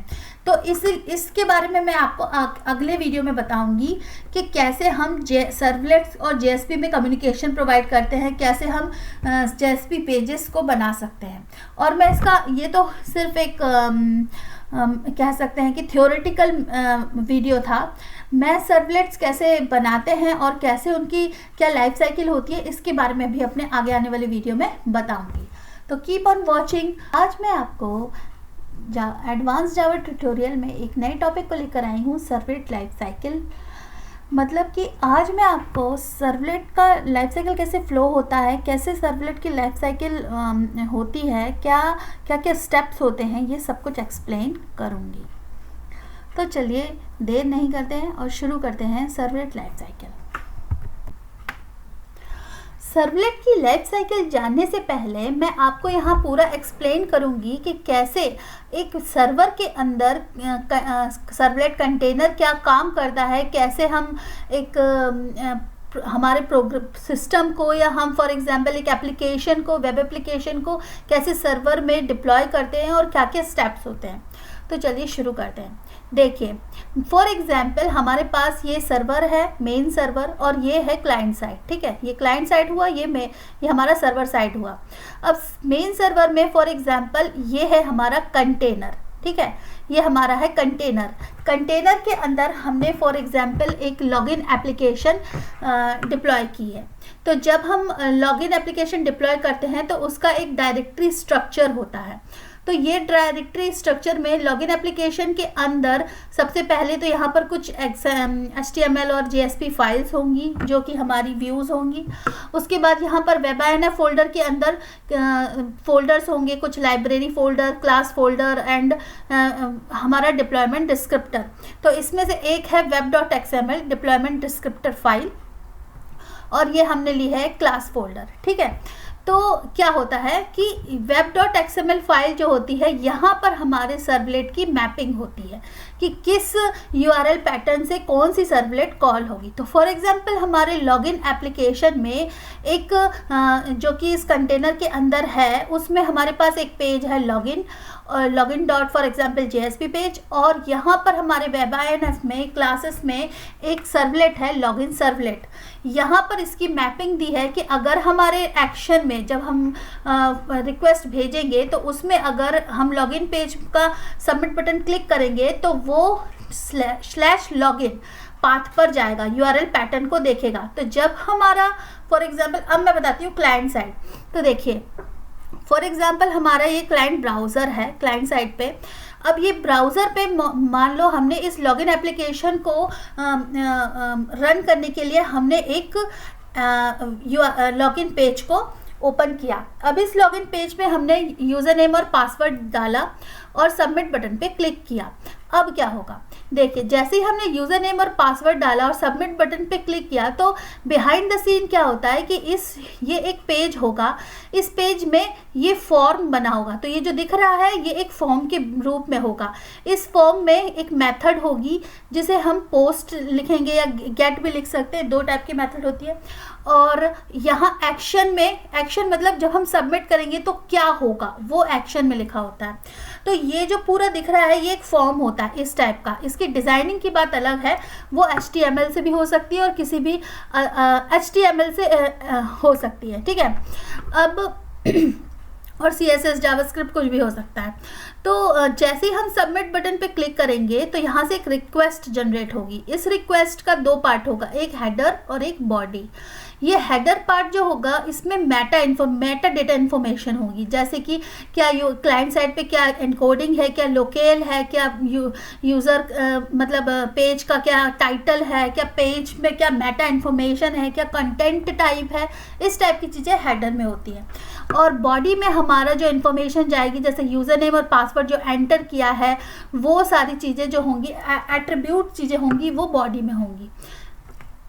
ठीक है, तो ये रिक्वेस्ट हमारी बन गई, हमने सबमिट बटन पे क्लिक कर दिया। अब ये रिक्वेस्ट क्या होगा, एक HTTP प्रोटोकॉल के थ्रू, अगर हमारा वेब एप्लीकेशन HTTP पे है तो वो HTTP प्रोटोकॉल को यूज़ करेगा, अगर HTTPS है तो HTTPS प्रोटोकॉल को यूज़ करेगा, अगर सिक्योर एप्लीकेशन है तो ये प्रोटोकॉल के थ्रू ये रिक्वेस्ट यहाँ से यहाँ पहुँच गई मेन सर्वर के पास।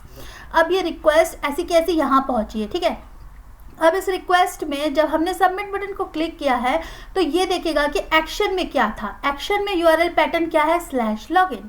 तो ये जो रिक्वेस्ट है जब यहाँ पर जाएगी सर्वर पे तो सर्वर जो है कंटेनर से पूछेगा कि भाई देखो ये रिक्वेस्ट आई है।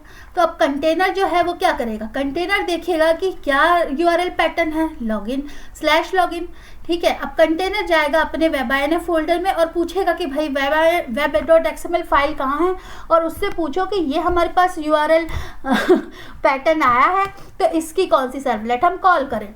तो web.xml फाइल में जो कि हमारी /login के लिए लॉगिन सर्वलेट मैपिंग लिखी है तो ये बता देगी कंटेनर को कि भाई /login के लिए हमारे पास लॉगिन सर्वलेट को कॉल करना है। तो कंटेनर क्या करेगा, अब इस नाम को लेगा क्योंकि हम मैचिंग /login और /login था तो ये दोनों मैच कर गए। अब ये मैच कर गई तो इसने लॉगिन सर्वलेट का नाम उठाया और जाके क्लास में देखने लगा, क्लासेस फोल्डर में या लिब फोल्डर में देखने लगा कि क्या हमारे पास लॉगिन सर्वलेट नाम की कोई क्लास है या नहीं। अब उसको यहाँ पर क्लास मिल गई।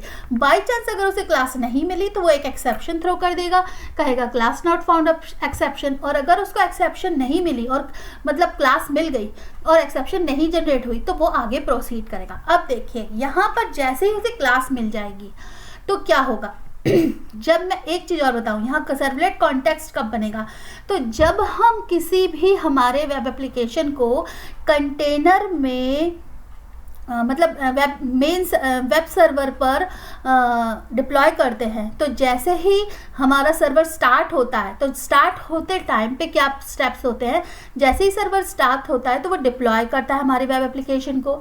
डिप्लॉय करने के बाद वो क्या करता है, हर एक क्लासेस का एक कॉन्टेक्स्ट ऑब्जेक्ट बनाता है, वो है हमारा सर्विस कॉन्टेक्स्ट, सर्वर कॉन्टेक्स्ट, यहाँ मैंने गलत लिख दिया है, तो वो सर्वर कॉन्टेक्स्ट ऑब्जेक्ट बनाता है, ठीक है।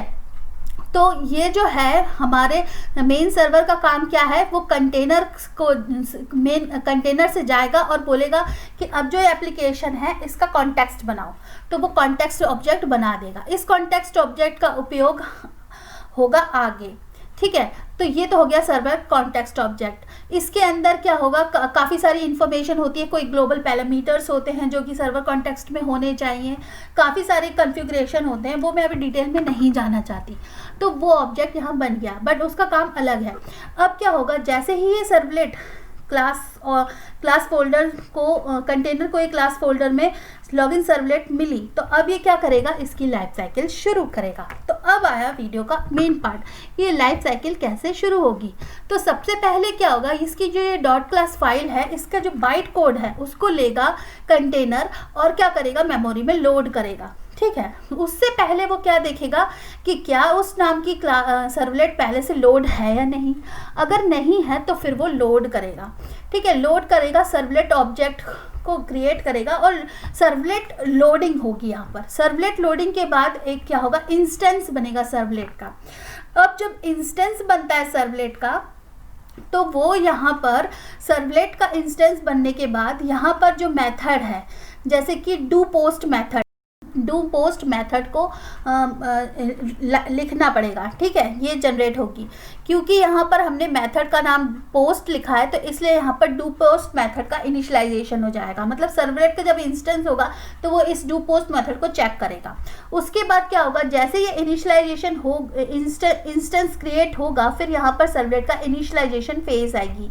इनिशियलाइजेशन फेज में इनिट मेथड कॉल होगी, सर्वलेट के अंदर जो इनिट मेथड है वो कॉल होगी, और उसमें जो ऑब्जेक्ट लेगा वो होगा सर्वलेट कॉन्फिग का ऑब्जेक्ट।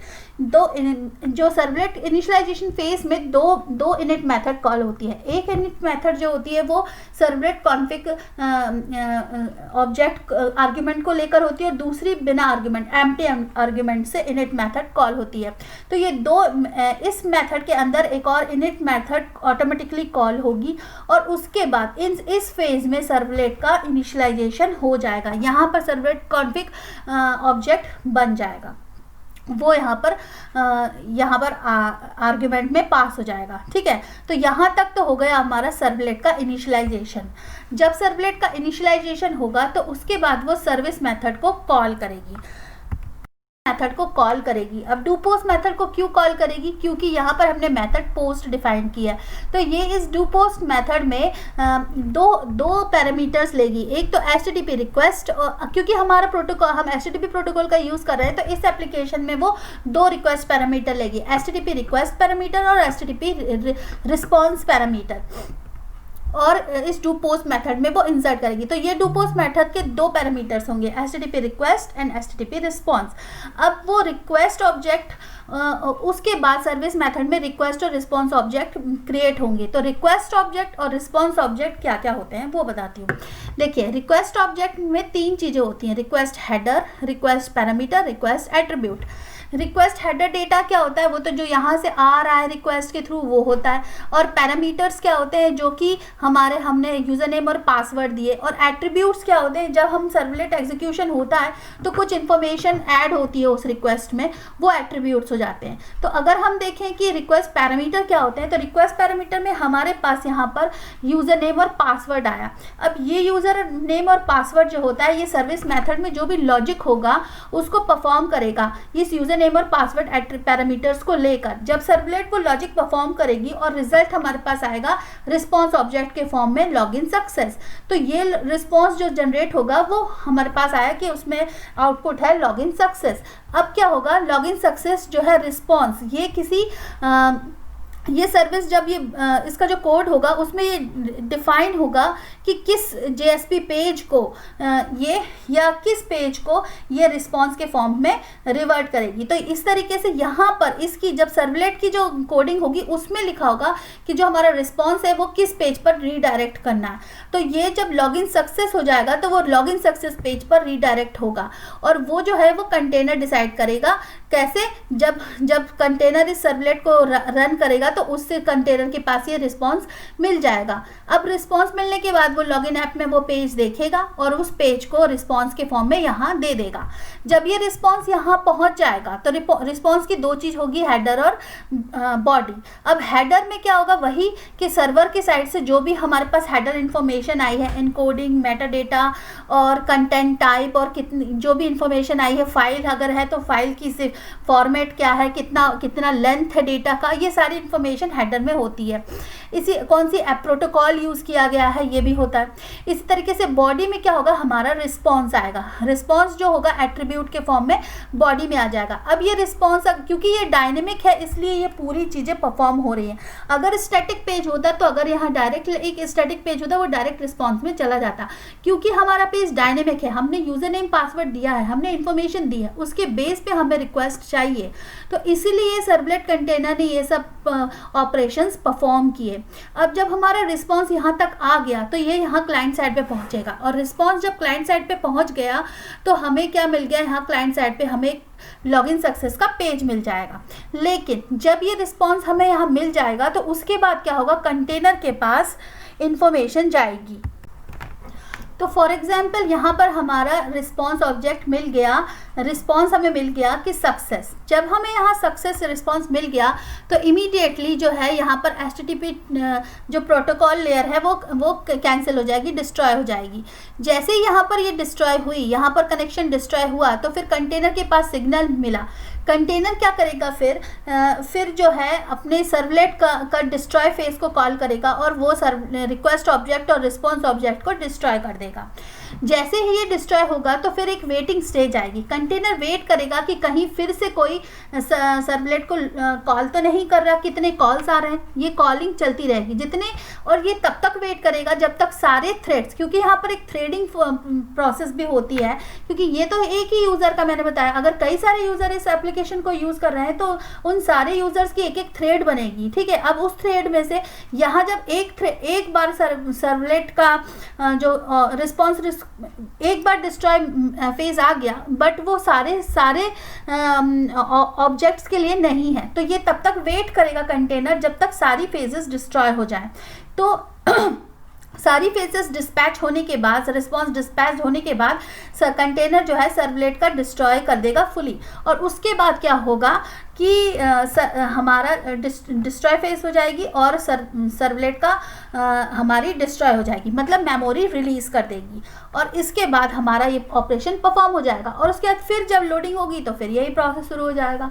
तो इस तरीके से हमारा जो वेब सर्वर है वो काम करता है, उसमें कंटेनर का क्या काम है, कैसे वो सर्वलेट का, यही है लाइफ साइकिल सर्वलेट की एक्चुअली। पहले वो लोड करता है, फिर इंस्टेंशिएशन होता है, फिर इनिशियलाइजेशन होता है, इनिशियलाइजेशन के बाद वो सर्विस मेथड को कॉल करता है। अब सर्विस मेथड में दो मेथड होती है, डू पोस्ट और डू गेट।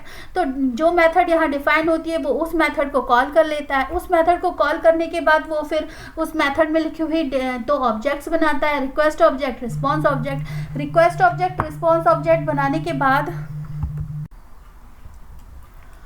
और इसके बाद फिर वो डिस्ट्रॉय फेज में आता है, और यही सारी रिस्पॉन्स को क्लाइंट तक सेंड करता है, और उसके बाद फिर वो डिस्ट्रॉय हो जाता है। यही एक फेज, यही चीज़ें चलती रहती है जब तक जितने बार भी वो लॉगिन एप्लीकेशन कॉल होती है।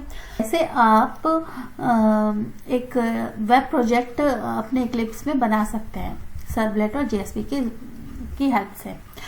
तो मैंने पिछले वीडियो में आपको बताया था कि कैसे टॉमकेट सर्वर को आप इक्लिप्स में कॉन्फ़िगर कर सकते हैं, तो वो आप ज़रूर देखिएगा, क्योंकि जब भी हम कभी सर्वलेट और JSP से रिलेटेड कोई डायनेमिक वेब प्रोजेक्ट बनाते हैं या कोई वेब एप्लीकेशन बनाते हैं तो हमें उसे रन करने के लिए सर्वर की ज़रूरत होती है। और वो सर्वर जो है मैं आज टॉमकेट सर्वर का यूज़ करूँगी, इसलिए मैंने यहाँ पर टॉमकेट सर्वर ऑलरेडी कॉन्फ़िगर करके रखा है। और मैं आपको भी रिकमेंड करूँगी कि आप भी इसे अपने लैपटॉप पे अपने इक्लिप्स में कॉन्फ़िगर कर लीजिए। और एक और बात, आपको इक्लिप्स चाहिए और उसके जेडीके भी चाहिए, तो आप ये इसको जेडीके इंस्टॉल करने के लिए भी मैंने एक हाउ टू इंस्टॉल जावा का एक वीडियो बनाया, उसको देखिए, उससे जेडीके इंस्टॉल कर सकते हैं। और फिर आईडी को कैसे, इक्लिप्स आईडी को कैसे इंस्टॉल करना है, उसके लिए भी मैंने अपने चैनल पे वीडियो बनाया है। तो आप पहले जेडीके इक्लिप्स आईडी इंस्टॉल कर लीजिए, और अगर आपके पास पहले से है तो अपन यहीं से स्टार्ट करते हैं। तो हमें कोई भी वेब प्रोजेक्ट बनाने के लिए सबसे पहले कहाँ जाना होगा, फाइल मेन्यू में, और यहाँ पर न्यू के बाद यहाँ पर काफ़ी सारे ऑप्शंस हैं। इन ऑप्शंस में से आपको मैं कौन सा चूज़ करूँगी, आपको वेब एप्लीकेशन बनाना है तो मैं यहाँ पर डायनेमिक वेब प्रोजेक्ट चूज़ करूँगी। ठीक है, मैं यहाँ पर क्लिक करती हूँ। अब यहाँ पर एक छोटी सी विंडो ओपन होके आई है जिसमें मुझे पहले अपने प्रोजेक्ट का नाम देना है। तो जैसे कि मैं नाम देती हूँ फॉर एग्जाम्पल डेमो ऐप। ठीक है, ये मैंने अपने प्रोजेक्ट का नाम दिया। अब यहाँ पर टारगेट रन टाइम, तो टारगेट रन टाइम क्या होता है, वही सर्वर, वेब सर्वर।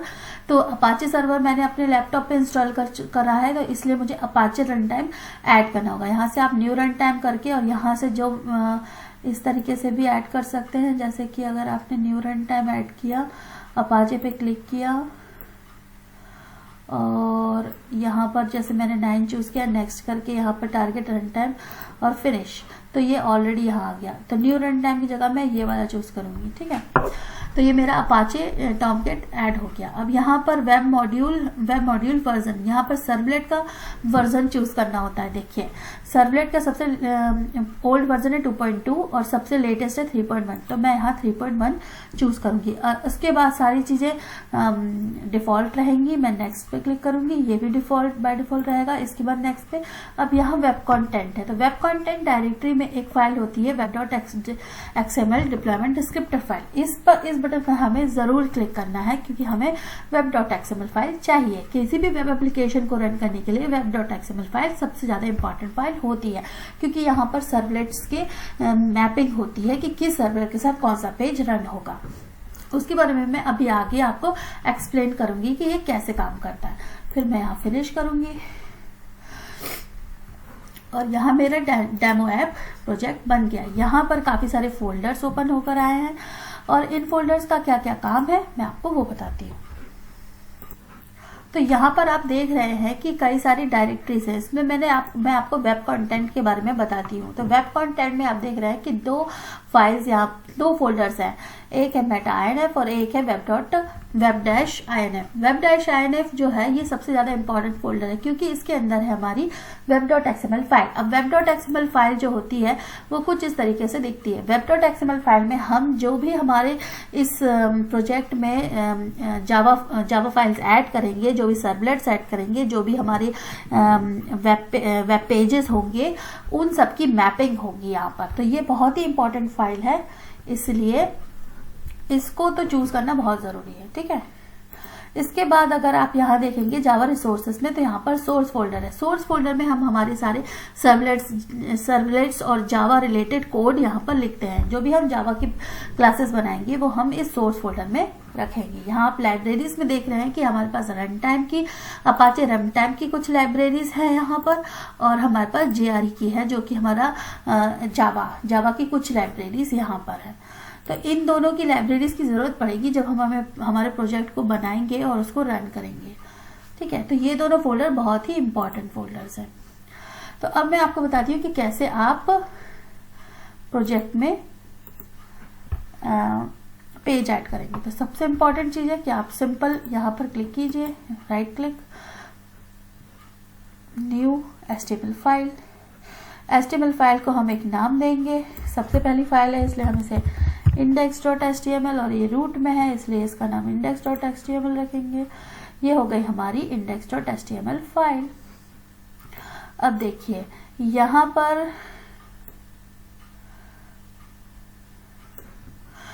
पर हमारी बेसिक index.html फाइल हो गई। यहाँ पर हम इसको एक नेम दे सकते हैं, इस फाइल को ऐप डेमो ऐप। तो ये फाइल का नाम हो गया, मतलब इस पेज का नाम हो गया। तो यहाँ पर जैसे आपने देखा कि मैंने पेज का टाइटल दिया। अब मैं इस पेज में सिंपली लिखूंगी हेलो वर्ल्ड, और ये हेलो वर्ल्ड जो है वो हम कैसे वेब पेज पे देखेंगे वो मैं आपको बताती हूँ।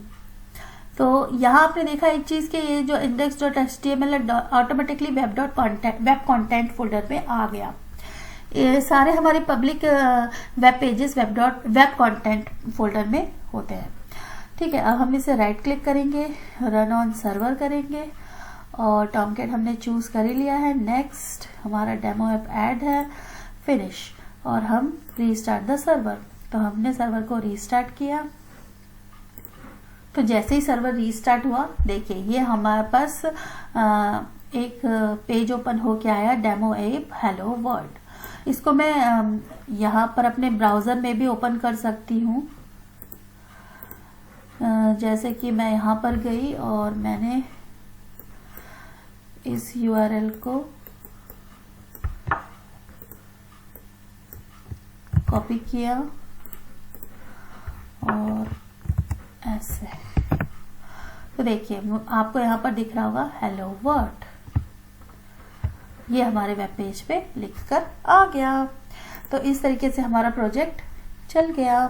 अब मैं आपको बताती हूँ, यहाँ पर आपने देखा है कि ये जो है इंटरनल ब्राउजर में ऑटोमेटिकली खुला था मेरा।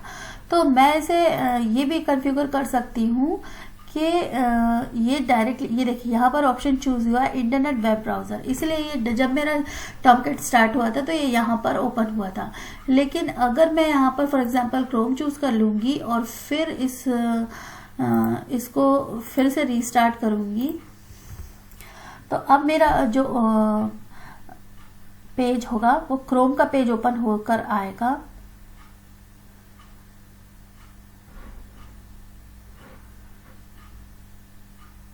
It will take time.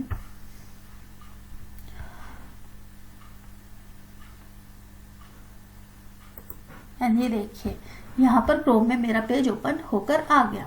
तो इस तरीके से आप क्रोम में भी ओपन कर सकते हैं। ठीक है, अब मैं आपको बताती हूँ कि कैसे हम सर्वर साइड कोड लिखते हैं। देखिए यहाँ पर हम HTML में कुछ भी लिख सकते हैं, ऐड कर सकते हैं, नंबर्स को डिवाइड मल्टीप्लाई या कोई भी एक एप्लीकेशन बना सकते हैं। लेकिन उस एप्लीकेशन को सिर्फ हम HTML पेज से तो रन कर नहीं सकते। हमें इस HTML पेज में, जैसे फॉर एग्जांपल यहाँ हेलो वर्ल्ड है और हमें 2 नंबर्स को ऐड करने का प्रोजेक्ट बनाना है। ठीक है, तो हम यहाँ पर एक फॉर्म बनाएंगे, जैसे कि फॉर्म, और फॉर्म में हम एक्शन डिफाइन कर देंगे। उसके बाद इस फॉर्म के अंदर हम let's say enter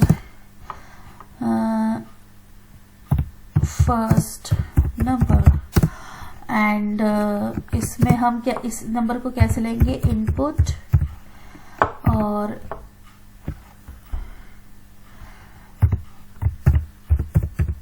input close कर दिया हमने टैग। इनपुट टैग के अंदर हम लिखेंगे टाइप, क्योंकि ये टेक्स्ट लेगा तो इसलिए मैं यहाँ पर टेक्स्ट दे रही हूँ इसका टाइप।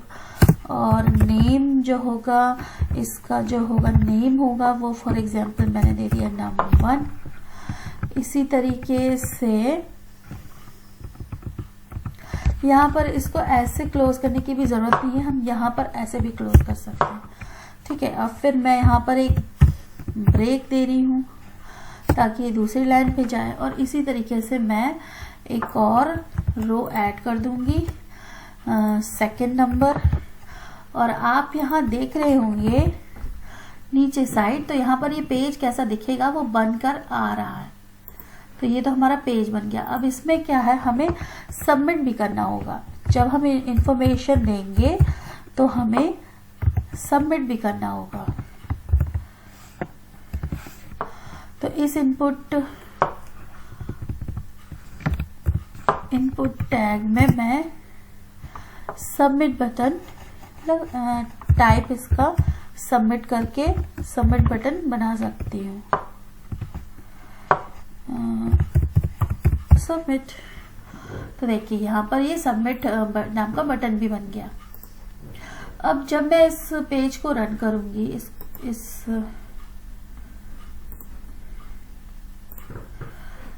तो आप यहाँ देखेंगे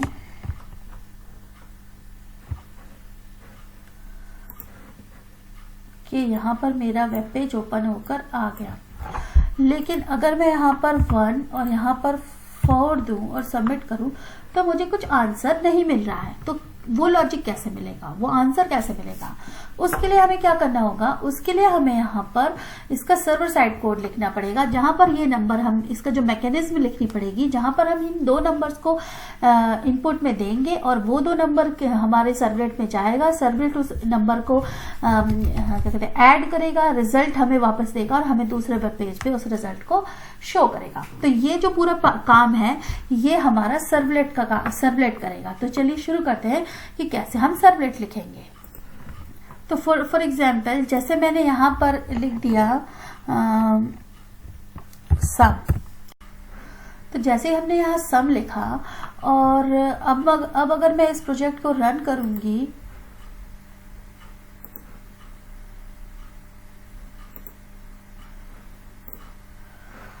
तो आप देखेंगे कि यहाँ पर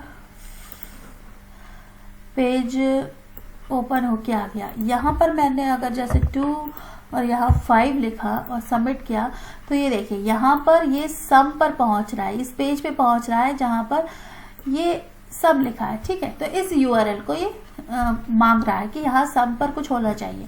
क्योंकि मैंने सम के लिए कोई पेज नहीं ऐड किया, इसलिए यहाँ पर मुझे पेज नॉट फाउंड यानी कि नॉट फाउंड एक्सेप्शन शो कर रहा है। तो अब मेरा नेक्स्ट काम क्या है कि मुझे ऐसा पेज बनाना है जो इस एक्शन को परफॉर्म करने पर उस पेज पे रीडायरेक्ट हो, और रीडायरेक्ट होने के बाद मुझे एक्चुअली इंफॉर्मेशन यानी कि सम ऑफ दीज 2 नंबर्स भी शो करना है। तो उसके लिए मुझे सर्वलेट ऐड करना होगा। ठीक है, तो ये सारी चीजें परफॉर्म कैसे करेंगे ये मैं आपको अपने अगले वीडियो में बताऊंगी। तो स्टे ट्यून और मेरे वीडियोस को ऐसे ही देखते रहिए। आगे आने वाले वीडियो में मैं आपको बताऊंगी कि कैसे मैं इस सम यूआरएल के लिए एक सर्वलेट ऐड करती हूँ, कैसे मैं उसको कॉन्फ़िगर करती हूँ और कैसे मेरा प्रोजेक्ट कंप्लीट होता है। हेलो दोस्तों, welcome to my channel learn with Reshu. अभी तक मैंने आपको ये बताया था कि टॉमकैट को कैसे कॉन्फ़िगर कर सकते हैं इक्लिप्स में, और फिर उसके बाद मैंने आपको बताया कि इंडेक्स मतलब वेब प्रोजेक्ट कैसे बनाते हैं, और उसके बाद मैंने आपको बताया था कि ये एक index.html पेज बनाकर आपको रन करके बताया था कि वो कैसे शो होता है टॉमकैट सर्वर पर, उसे कैसे रन कर सकते हैं। अब आगे मैं बताती हूँ कि जो मैंने यहाँ पर सम एप्लीकेशन ऐड की थी कि हमें यहाँ पर एक वेब पेज में 2 नंबर को ऐड करना है, उसको सम करना है। तो उसके लिए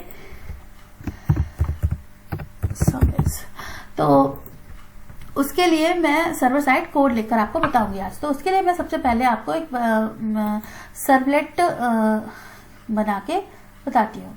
तो देखिए कैसे करते हैं हम, यहाँ पर जाएंगे और हम क्लास को चूज करेंगे। हाँ, हम सर्वलेट जो है वो एक तरीके से क्लास ही होती है, लेकिन उसे सर्वलेट क्यों कहते हैं? क्योंकि वो सर्वर पे रन करती है, इसलिए भी कहते हैं सर्वलेट। लेकिन हम एक क्लास को भी सर्वलेट की जैसे बना सकते हैं। उसके लिए हमें सिंपली क्या करना होगा, हमें एक क्लास क्रिएट करनी होगी। यहाँ पर जैसे मैं क्लास का नाम रखूंगी सम क्लास, सम सर्वलेट।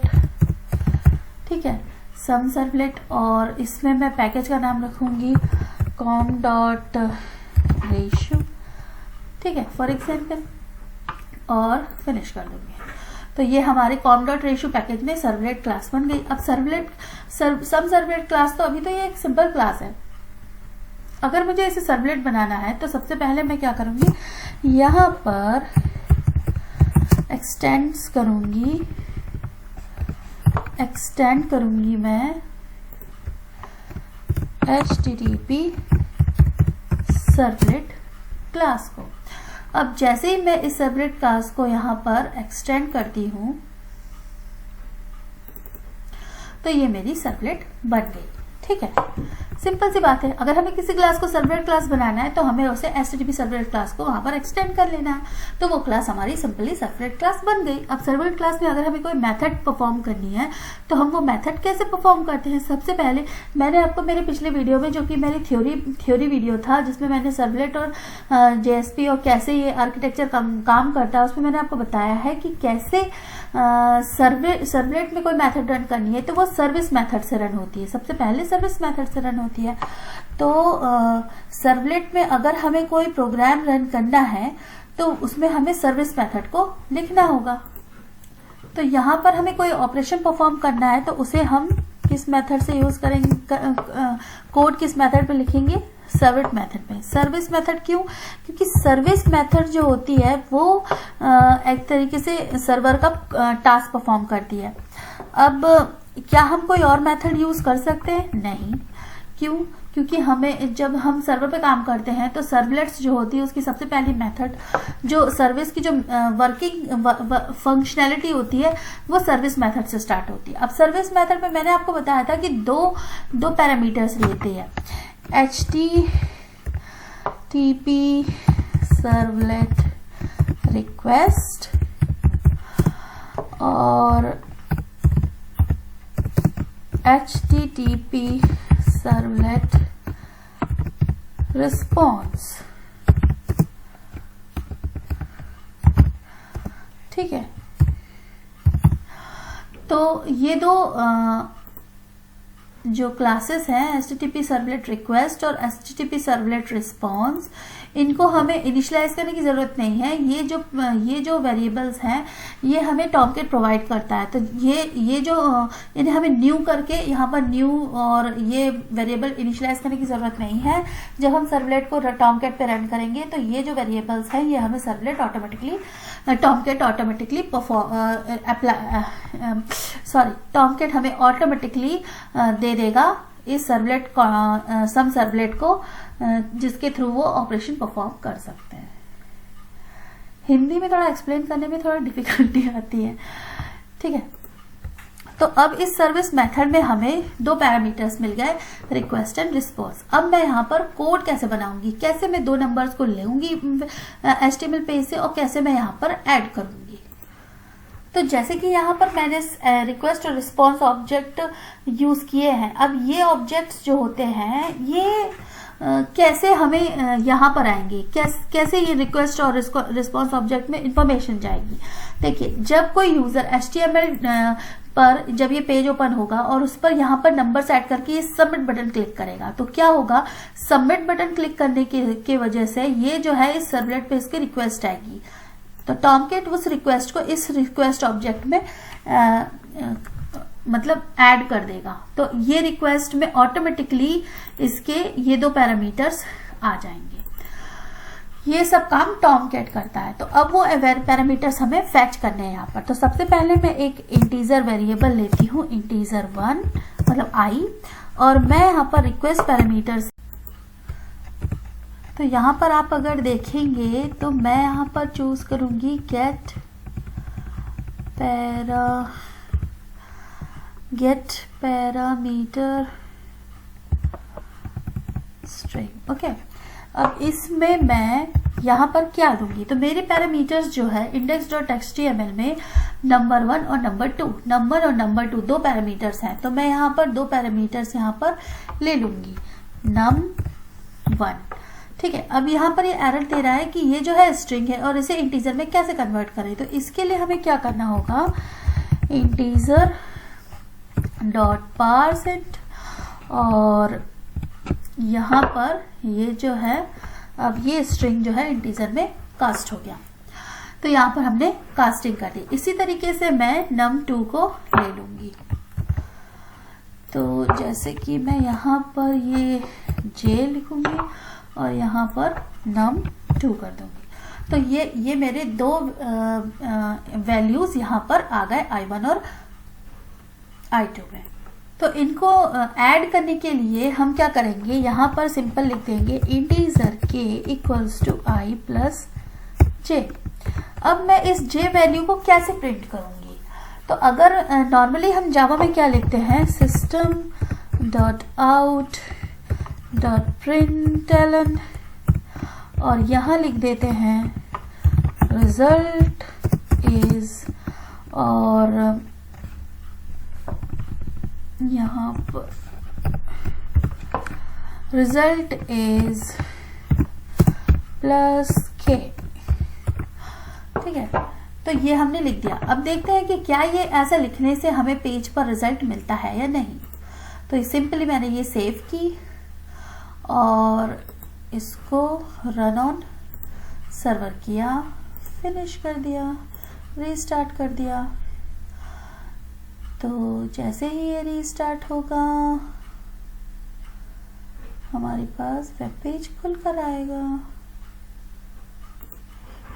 तो यहाँ पर अगर आप देखेंगे तो मेरा वेब पेज खुलकर आया है, और अगर मैं यहाँ पर डालूंगी 2 फॉर एग्जाम्पल, यहाँ डालूंगी 5 और सबमिट करूंगी तो मुझे तो यहाँ कुछ शो नहीं कर रहा। क्यों नहीं शो कर रहा, अब मैं आपको ये बताती हूँ। देखिए मैंने यहाँ पर आप देख रहे हैं मैंने नंबर 1 और नंबर 2 को 1, 2 और 5 वैल्यूज दिए। यहाँ पर आप क्वेरी में देख सकते हैं कि मैंने इस सम को क्या क्या वैल्यूज दिए। ठीक है, तो यहाँ पर मुझे आउटपुट क्यों नहीं मिला, इस बात का जवाब कैसे मिलेगा। देखिए, तो यहाँ पर मुझे ये एरर आई, ये क्यों आई। देखिए जैसे ही मैंने index.html यहाँ पर वैल्यूज एंटर की तो ये जो है एक्शन को देखता है। एक्शन में है यहाँ सम और मेरी सर्वलेट का नाम है सम सर्वलेट। तो ये कंफ्यूज हो गया कि अब इस एक्शन के लिए तो कुछ यहाँ पर डिफाइन ही नहीं किया है। और जब भी हम किसी फॉर्म के एक्शन को मतलब फॉर्म को सबमिट करते हैं तो जो एक्शन में लिखा होता है, तो जो प्रोजेक्ट होता है वो क्या होगा, मतलब जो वेब सर्वर कंटेनर जो होता है वो देखता है प्रोजेक्ट में जाकर वेब कंटेंट फोल्डर के अंदर, वेब आइना फोल्डर के अंदर जाकर देखता है web.xml को, और ये चेक करता है कि क्या web.xml ने इस URL, इस एक्शन मैपिंग के लिए कोई सर्वलेट या कोई सर्वलेट क्लास मैप की है या नहीं। तो हमारे web.xml में तो कोई मैपिंग नहीं है, और इसी वजह से उसने 404 नॉट फाउंड एक्सेप्शन हमें दी। तो अब हमें क्या करना होगा, हमें इस सर्वलेट को इस web.xml पे मैप करना होगा। तो मैपिंग करने के लिए हमें सबसे ज्यादा सिंपली क्या चाहिए होता है, दो टैग्स चाहिए होते हैं। पहला सर्वलेट टैग और दूसरा हमें चाहिए होता है सर्वलेट मैपिंग। ठीक है, अब सर्वलेट टैग के अंदर हमें 2 टैग और चाहिए होते हैं, सर्वलेट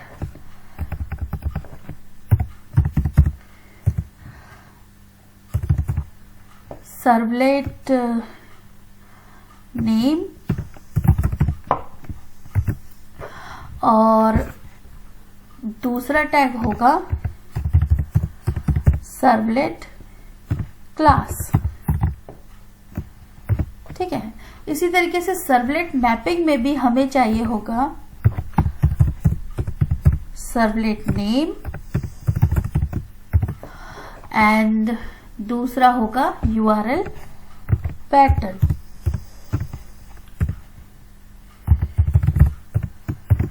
ठीक है, अब यहां पर सर्वलेट नेम में मैं क्या लिखूंगी, सर्वलेट का नाम। तो यहां पर सर्वलेट नेम मैंने जो लिखा है, किसी भी एक प्रोजेक्ट में कई सारी क्लासेस हो सकती हैं, कई सारे सर्वलेट्स हो सकते हैं, हजारों, 50, 100 कितने भी। तो उन सर्वलेट्स के नाम को अगर हम सर्वलेट नेम डिफाइन नहीं करेंगे तो फिर हम कैसे मैपिंग करेंगे कि इस URL को इस सर्वलेट को कॉल करना है। तो इसीलिए हमें सर्वलेट नेम देना बहुत जरूरी होता है, और हमेशा सर्वलेट नेम और सर्वलेट मैपिंग को एक साथ ही लिखना चाहिए। जिस सर्वलेट के लिए हम सर्वलेट मैपिंग कर रहे हैं तो उससे क्या होता है, कन्वीनियंट रहता है, इजीली हम उसको ट्रेस कर सकते हैं। तो ठीक है, यहाँ पर मैं सर्वलेट नेम फॉर एग्जाम्पल दे रही हूँ ABC, और यहाँ पर भी मैं उसको सर्वलेट नेम दे रही हूँ ABC। ठीक है, अब यहाँ पर सर्वलेट क्लास देना है, तो सर्वलेट क्लास क्या है हमारी, सम सर्वलेट। ठीक है, और URL क्या है हमारा, /sum। क्यों, क्योंकि हमने index.html में देखा, यहाँ पर सम दिया है। अब यहाँ पर सर्वलेट नेम तो हमने दे दिया, लेकिन ये क्लास कैसे ढूंढ करेगा? यहाँ हमें फुली क्वालिफाइड सर्वलेट नेम देना होगा, क्लास नेम देना होगा, तो उसके लिए हमें पैकेज का नाम भी देना होगा। तो com.ratio.someservlet, इस तरीके से हमने यहाँ पर सर्वलेट नेम दे दिया। तो यहाँ पर मैंने ये दे दिया, सब कुछ सही है। अब मैं देखती हूँ कि ये हमारा प्रोग्राम रन करता है या नहीं। तो हमने यहाँ पर इस HTML पेज के लिए जब हम सबमिट करेंगे तो ये सम पे जाएगा। चलिए, तो अब मैं इसे रन करती हूँ और मैंने यहाँ पर web.xml में इसकी कॉन्फ़िगरेशन कर दी है। तो आई होप कि ये काम करेगा। अब देखते हैं कैसे क्या होता है। तो यहाँ मेरा सर्वर स्टार्ट हो गया और यहाँ पर मेरा पेज ओपन होकर आ गया। अब फॉर एग्जाम्पल मैंने यहाँ पर फर्स्ट नंबर डाला 45, यहाँ पर डाला 34। अब मैं यहाँ सम करती हूँ, तो देखिए ये सम हुआ और ये एक पेज पर रीडायरेक्ट तो हुआ, लेकिन यहाँ आउटपुट कुछ नहीं आया। लेकिन अगर आप यहाँ कंसोल में देखेंगे तो मुझे यहाँ पर आउटपुट मिल गया, रिजल्ट इज 79। क्यों? क्योंकि यहाँ पर जो मैंने सर्वलेट में ये system.out.println लिखा था, ये जो प्रिंट कर रहा था ये कंसोल में प्रिंट करेगा। ये जावा का कोड है, कंसोल में प्रिंट करेगा, कोर जावा का कोड है। ये हमें कंसोल में तो रिजल्ट दे दिया, लेकिन इसने हमें पेज में यहाँ पर रिजल्ट नहीं दिया। तो हम कैसे इस पेज में ये रिजल्ट शो करेंगे वो देखते हैं। तो यहाँ आपने देखा कि ये एम्प्टी पेज है। अब मैं आपको बताती हूँ कि यहाँ से इस सर्वलेट से हम कैसे पेज पर रिस्पॉन्स पा सकते हैं। तो सिंपल सी बात है कि जब हमारे पास हमने कोई रिक्वेस्ट दी, सबमिट बटन को क्लिक किया, रिक्वेस्ट दी, रिक्वेस्ट से हमें 2 पैरामीटर मिले, उनको हमने ऐड किया, लेकिन ऐड होने के बाद वो पैरामीटर रिस्पॉन्स के फॉर्म में जाना चाहिए। तो अब हम इस रिस्पॉन्स ऑब्जेक्ट का यूज करेंगे। हम रिस्पॉन्स ऑब्जेक्ट को यूज करके पहले हम प्रिंट राइटर क्लास को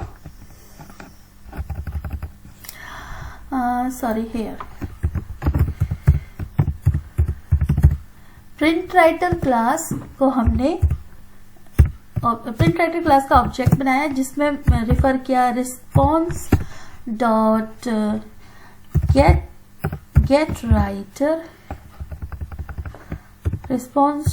गेट राइटर, ठीक है। तो ये हमने प्रिंट राइटर क्लास का ऑब्जेक्ट बनाया। अब ये जो है यहाँ पर ये system.out.println की जगह पर हम क्या करेंगे, यहाँ पर out.println, ठीक है। तो फिर हमें यहाँ रिजल्ट वेब पेज में मिलेगा। अब यहाँ ये एरर दे रहा है, ये बोल रहा है इट माइट बी अनहैंड, मतलब एक्सेप्शन थ्रो कर सकता है, IO एक्सेप्शन। तो हम क्या करेंगे, सिंपली ऐड थ्रोज। तो हम यहाँ पर एक्सेप्शन को थ्रोज कर देंगे। अब यहाँ पर आप देख रहे हैं कि मैंने इस प्रिंट राइटर ऑब्जेक्ट के थ्रू, इस आउट ऑब्जेक्ट के थ्रू इस रिजल्ट को पेज में प्रिंट किया है। अब इसे देखते हैं कि ये प्रिंट होता है या नहीं। तो हम इसे सेव करते हैं, run on server, sorry I click on wrong button, run on server, finish, restart. और इस पेज में अब अगर हम एंटर करते हैं फॉर एग्जांपल 4 and 5 सबमिट, तो देखिए यहाँ पर हमें रिजल्ट मिल गया 9। तो इस तरीके से हमें यहाँ पर रिजल्ट मिल गया। वाह! तो अब आपको समझ में आया होगा कि कैसे हम एक सिंपल सर्वलेट क्लास बना सकते हैं, कैसे हम रिक्वेस्ट यहाँ से रिक्वेस्ट थ्रो करके सर्वलेट पर रिक्वेस्ट ऑब्जेक्ट के थ्रू उस रिक्वेस्ट पैरामीटर को फैच कर सकते हैं, ऑपरेशन परफॉर्म कर सकते हैं, और प्रिंट राइटर ऑब्जेक्ट के थ्रू हम कैसे आउटपुट को पेज पर रीडायरेक्ट कर सकते हैं। यहाँ आपने एक देखा होगा एक चीज देखी होगी कि ये /sum पे गया, ठीक है। अब /sum पे ये गया तो हमें ये कैसे मिला, ये मैं आपको थोड़ा सा एक्सप्लेन कर देती हूँ। यहाँ पर जैसे ही उसने /sum किया यहाँ पर इससे, तो ये जाके web.xml में देखा। अब web.xml में /sum पे वेब सर्वलेट नेम क्या है, ABC, और यहाँ पर सर्वलेट नेम क्या है, ABC। तो इसने देखा कि ये ABC और ये ABC मैच फैच कर रहा है, तो इसलिए ये जो है सम सर्वलेट के पास गया। इसलिए जब /sum कॉल हुआ तो इसने सम सर्वलेट को देखा। जब सम सर्वलेट में देखा तो यहाँ पर नंबर num2 के लिए कुछ लॉजिक हमने बनाया हुआ था, उस लॉजिक को इसने परफॉर्म कर दिया। सिंपल। तो मैं आशा करती हूँ कि आपको ये समझ में आया होगा कि कैसे ये पूरा प्रोजेक्ट बना और कैसे हमने एक पेज से इंफॉर्मेशन को लेकर सर्वलेट में उसको प्रोसेस करके आउटपुट में प्रिंट करा दिया। तो आज के लिए बस इतना ही। हेलो दोस्तों, welcome to my channel learn with Reshu. तो आज मैं आपको बताने वाली हूँ डू गेट और डू पोस्ट मेथड क्या होती हैं और कैसे हम उनको अपने कोड में या प्रोजेक्ट में यूज़ करते हैं। तो चलिए शुरू करते हैं। देखिए, मैंने आपको अपने पुराने वीडियो में बताया था कि मैं कैसे एक डायनेमिक वेब प्रोजेक्ट बना सकते हैं। मैंने उस प्रोजेक्ट को बनाकर उसमें मैंने एक HTML पेज बनाया था जिसमें मैंने कुछ ऑपरेशंस परफॉर्म किए थे और मैंने आपको सर्वलेट बनाकर भी दिखाई थी कि कैसे हम पेज से सर्वलेट पर रिक्वेस्ट भेज सकते हैं। लेकिन एक बात थी, यहाँ पर मैंने आपको सर्विस मेथड कॉल करके बताई थी। तो देखिए, डू गेट और डू पोस्ट क्या होता है। यहाँ पर जब मैंने ये एक्शन परफॉर्म किया था, ये फॉर्म जो मैंने बनाया था, इसमें मैंने सबमिट पे क्लिक किया था। एक बार मैं आपको फिर से रन करके दिखाती हूँ ताकि आपको क्लियर हो। तो अगर मैं ऐसे रन ऑन सर्वर करूँ और फिनिश, तो ये यहाँ पर सर्वर स्टार्ट हो गया है। तो जैसा कि आप देख रहे हैं इस पेज पर, यहाँ पर अगर मैं दो वैल्यूज दूं, फॉर एग्जाम्पल 2 + 4 6, तो यहाँ पर अगर आप देखेंगे तो यहाँ ये क्वेरी स्ट्रिंग के फॉर्म में इंफॉर्मेशन आई है। यहाँ पर ये बता रहा है कि हमने नंबर 1 में 2 दिया है, नंबर 2 में 4 दिए हैं और इनका सम किया है। तो ये सम पर रिडायरेक्ट हो रहा है, मतलब हमारी इंफॉर्मेशन जो भी हमने पिछले पेज में किया है वो हमें यहाँ शो हो रही है। क्यों? क्योंकि अगर हम कोई भी मेथड यहाँ डिफाइन नहीं करते हैं, और देखिए अगर हम यहाँ पर एलिमेंट लेकर इस पेज में, तो यहाँ पर जब हमने सम किया, ये रजिस्टर सबमिट किया, तो जैसे ही हमने ये सबमिट किया तो ये कौन सी मेथड रन हुई ये डिपेंड करता है। जब हम सबमिट करते हैं तो कौन सी मेथड कॉल होती है, इस बात पर डिपेंड करता है कि यहाँ पर क्या URL डायरेक्ट होगा और क्वेरी स्ट्रिंग में इंफॉर्मेशन आएगी या नहीं। तो बाय डिफॉल्ट यहाँ पर गेट मेथड हमारे पास आई, गेट मेथड कॉल हुई, जिसकी वजह से ये जो है इंफॉर्मेशन क्वेरी स्ट्रिंग के फॉर्म में हमें मिल गई। जब भी हमें कोई इंफॉर्मेशन, मैंने अपने HTTP रिक्वेस्ट रिस्पॉन्स वीडियो में बताया भी है आपको कि जब हम किसी वैल्यू को सर्वर से फैच करते हैं तो हमें गेट मेथड कॉल करते हैं, और जब हमें किसी वैल्यू को सबमिट करना होता है तो हम पुट मेथड कॉल करते हैं। लेकिन अगर हमने कोई मेथड डिफाइन नहीं की है तो वो बाय डिफॉल्ट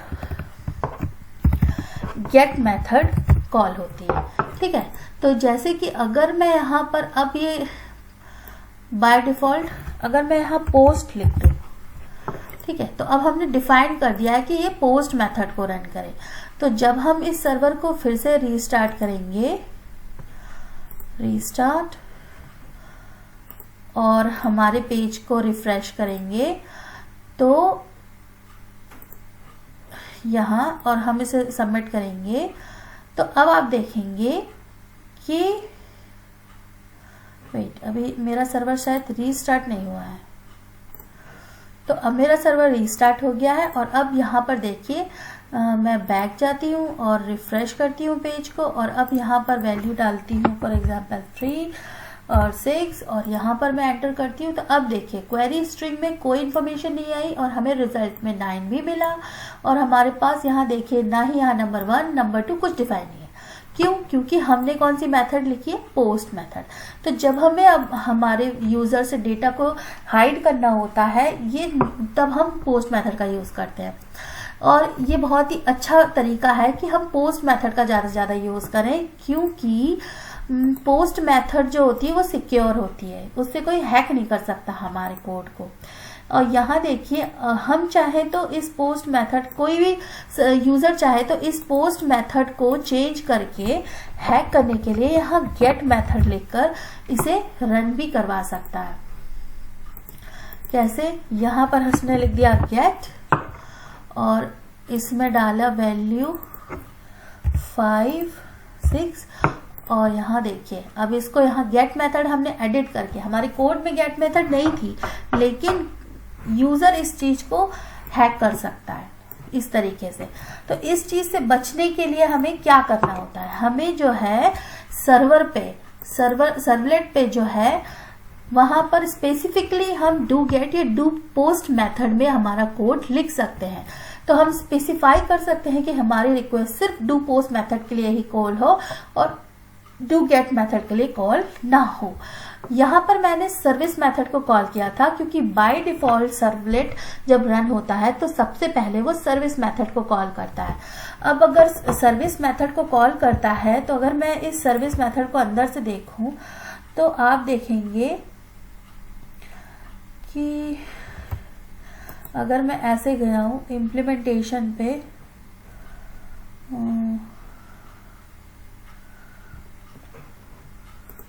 तो जैसे ही मैंने HTTP सर्वलेट को खोला यहाँ मैंने इस पर क्लिक किया और ये खुली क्लास। तो इसमें अगर आप देख रहे हैं तो यहाँ पर ये देखिए सर्विस मेथड के अंदर भी एक्चुअली ये रिक्वेस्ट ऑब्जेक्ट से मेथड की इंफॉर्मेशन कॉल करता है और पूछता है कि किस टाइप की मेथड कॉल हुई है। अगर गेट मेथड हुई है तो डू गेट मेथड को कॉल करो और अगर पोस्ट मेथड कॉल हुई है तो कहाँ गया, एंड डू पोस्ट मेथड। तो यहाँ पर आपने देखा कि ये जो है सर्विस मेथड, इसमें भी ये सबसे पहले कॉल होता है। और अगर फॉर एग्जांपल हमने डू पोस्ट ही स्पेसिफाई किया है, यहाँ पर डू सर्विस की जगह डू पोस्ट स्पेसिफाई किया है, तो भी इस HTTP रिक्वेस्ट क्लास में सबसे पहले सर्विस मेथड कॉल होगी और उसके बाद मेथड चेक होगा डू पोस्ट, तो ये डू पोस्ट मेथड को कॉल कर देगा। तो ये होता है internal working of servlet.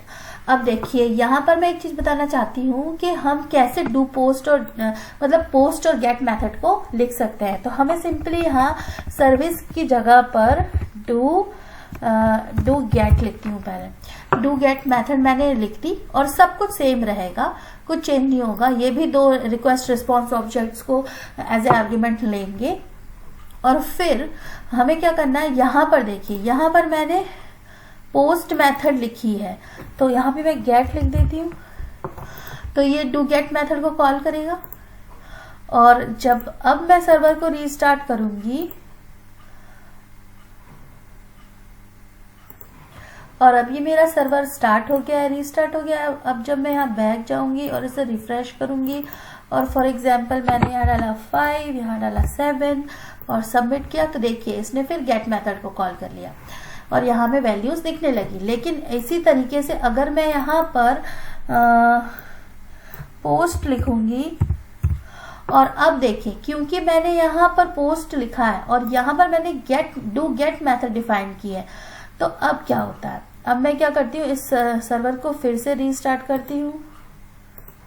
Restart, तो रीस्टार्ट हो गया मेरा सर्वर और अब मैं यहाँ रिफ्रेश करती हूँ और यहाँ वैल्यू डालती हूँ 5, 6 और सबमिट। तो ये देखिए यहाँ क्या कह रहा है, post method is not supported for the URL। क्यों? क्योंकि हमने यहाँ पर जो है index.html में हमने यहाँ पोस्ट डिफाइन किए, लेकिन यहाँ हमने लिमिटेशन रख दी है कि ये सिर्फ डू गेट मेथड को ही सर्वर कॉल करेगा। डू पोस्ट मेथड के लिए हमने कोई कोड ही नहीं लिखा, इसलिए उसने नॉट फाउंड एक्सेप्शन दे दी। और अगर मैं यहाँ पर अब डू पोस्ट कर देती हूँ, ओके, यहाँ पे मैंने डू पोस्ट कर दिया और अब मैं सर्वर को रीस्टार्ट करूंगी, तो सर्वर रीस्टार्ट हो गया। और अब मैं देखिए यहाँ पर बैक जाऊंगी और रिफ्रेश करूंगी और अब मैं फिर से कोई नंबर डालकर और सबमिट करूंगी तो अब ये सब हमें दिखने लगा। क्यों? क्योंकि हमने यहाँ पर भी हमने पोस्ट मेथड थी और हमने यहाँ पर पोस्ट मेथड को डिफाइन किया था। और अगर मैं यहाँ पर गेट मेथड लिखूंगी तो अब ये फिर मुझे एरर देगा।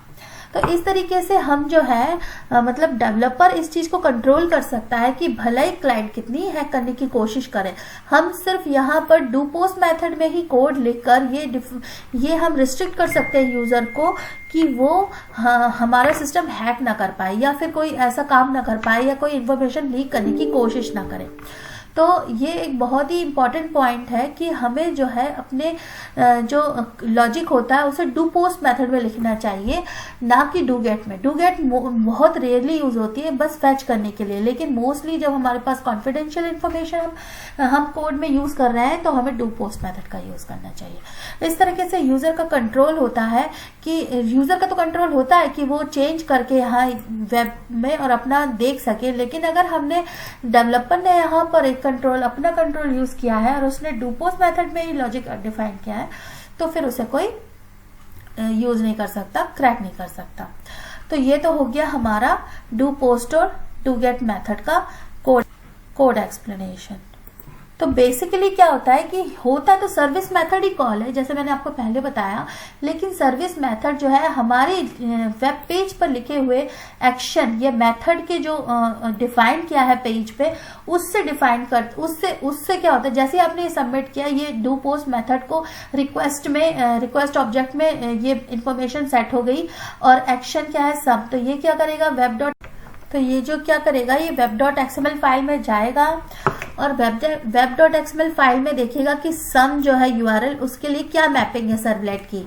तो सर्वलेट की मैपिंग क्या है कि कौन सी सर्वलेट कॉल करनी है, सम सर्वलेट। तो ये सम सर्वलेट पे जाएगा, फिर देखेगा कि क्योंकि मेरे index.html में पोस्ट मेथड लिखी है तो क्या हमने यहाँ डू पोस्ट मेथड डिफाइन की है या नहीं। तो यस हमने डू पोस्ट, पहले तो ये देखेगा कि सर्विस मेथड डिफाइन की है या नहीं, तो यहाँ कोई सर्विस मेथड डिफाइन नहीं की है। फिर देखेगा कि क्या डू पोस्ट मेथड डिफाइन की है, तो डू पोस्ट मेथड डिफाइन की है तो क्या मतलब सर्विस मेथड को कॉल करेगा और सर्विस मेथड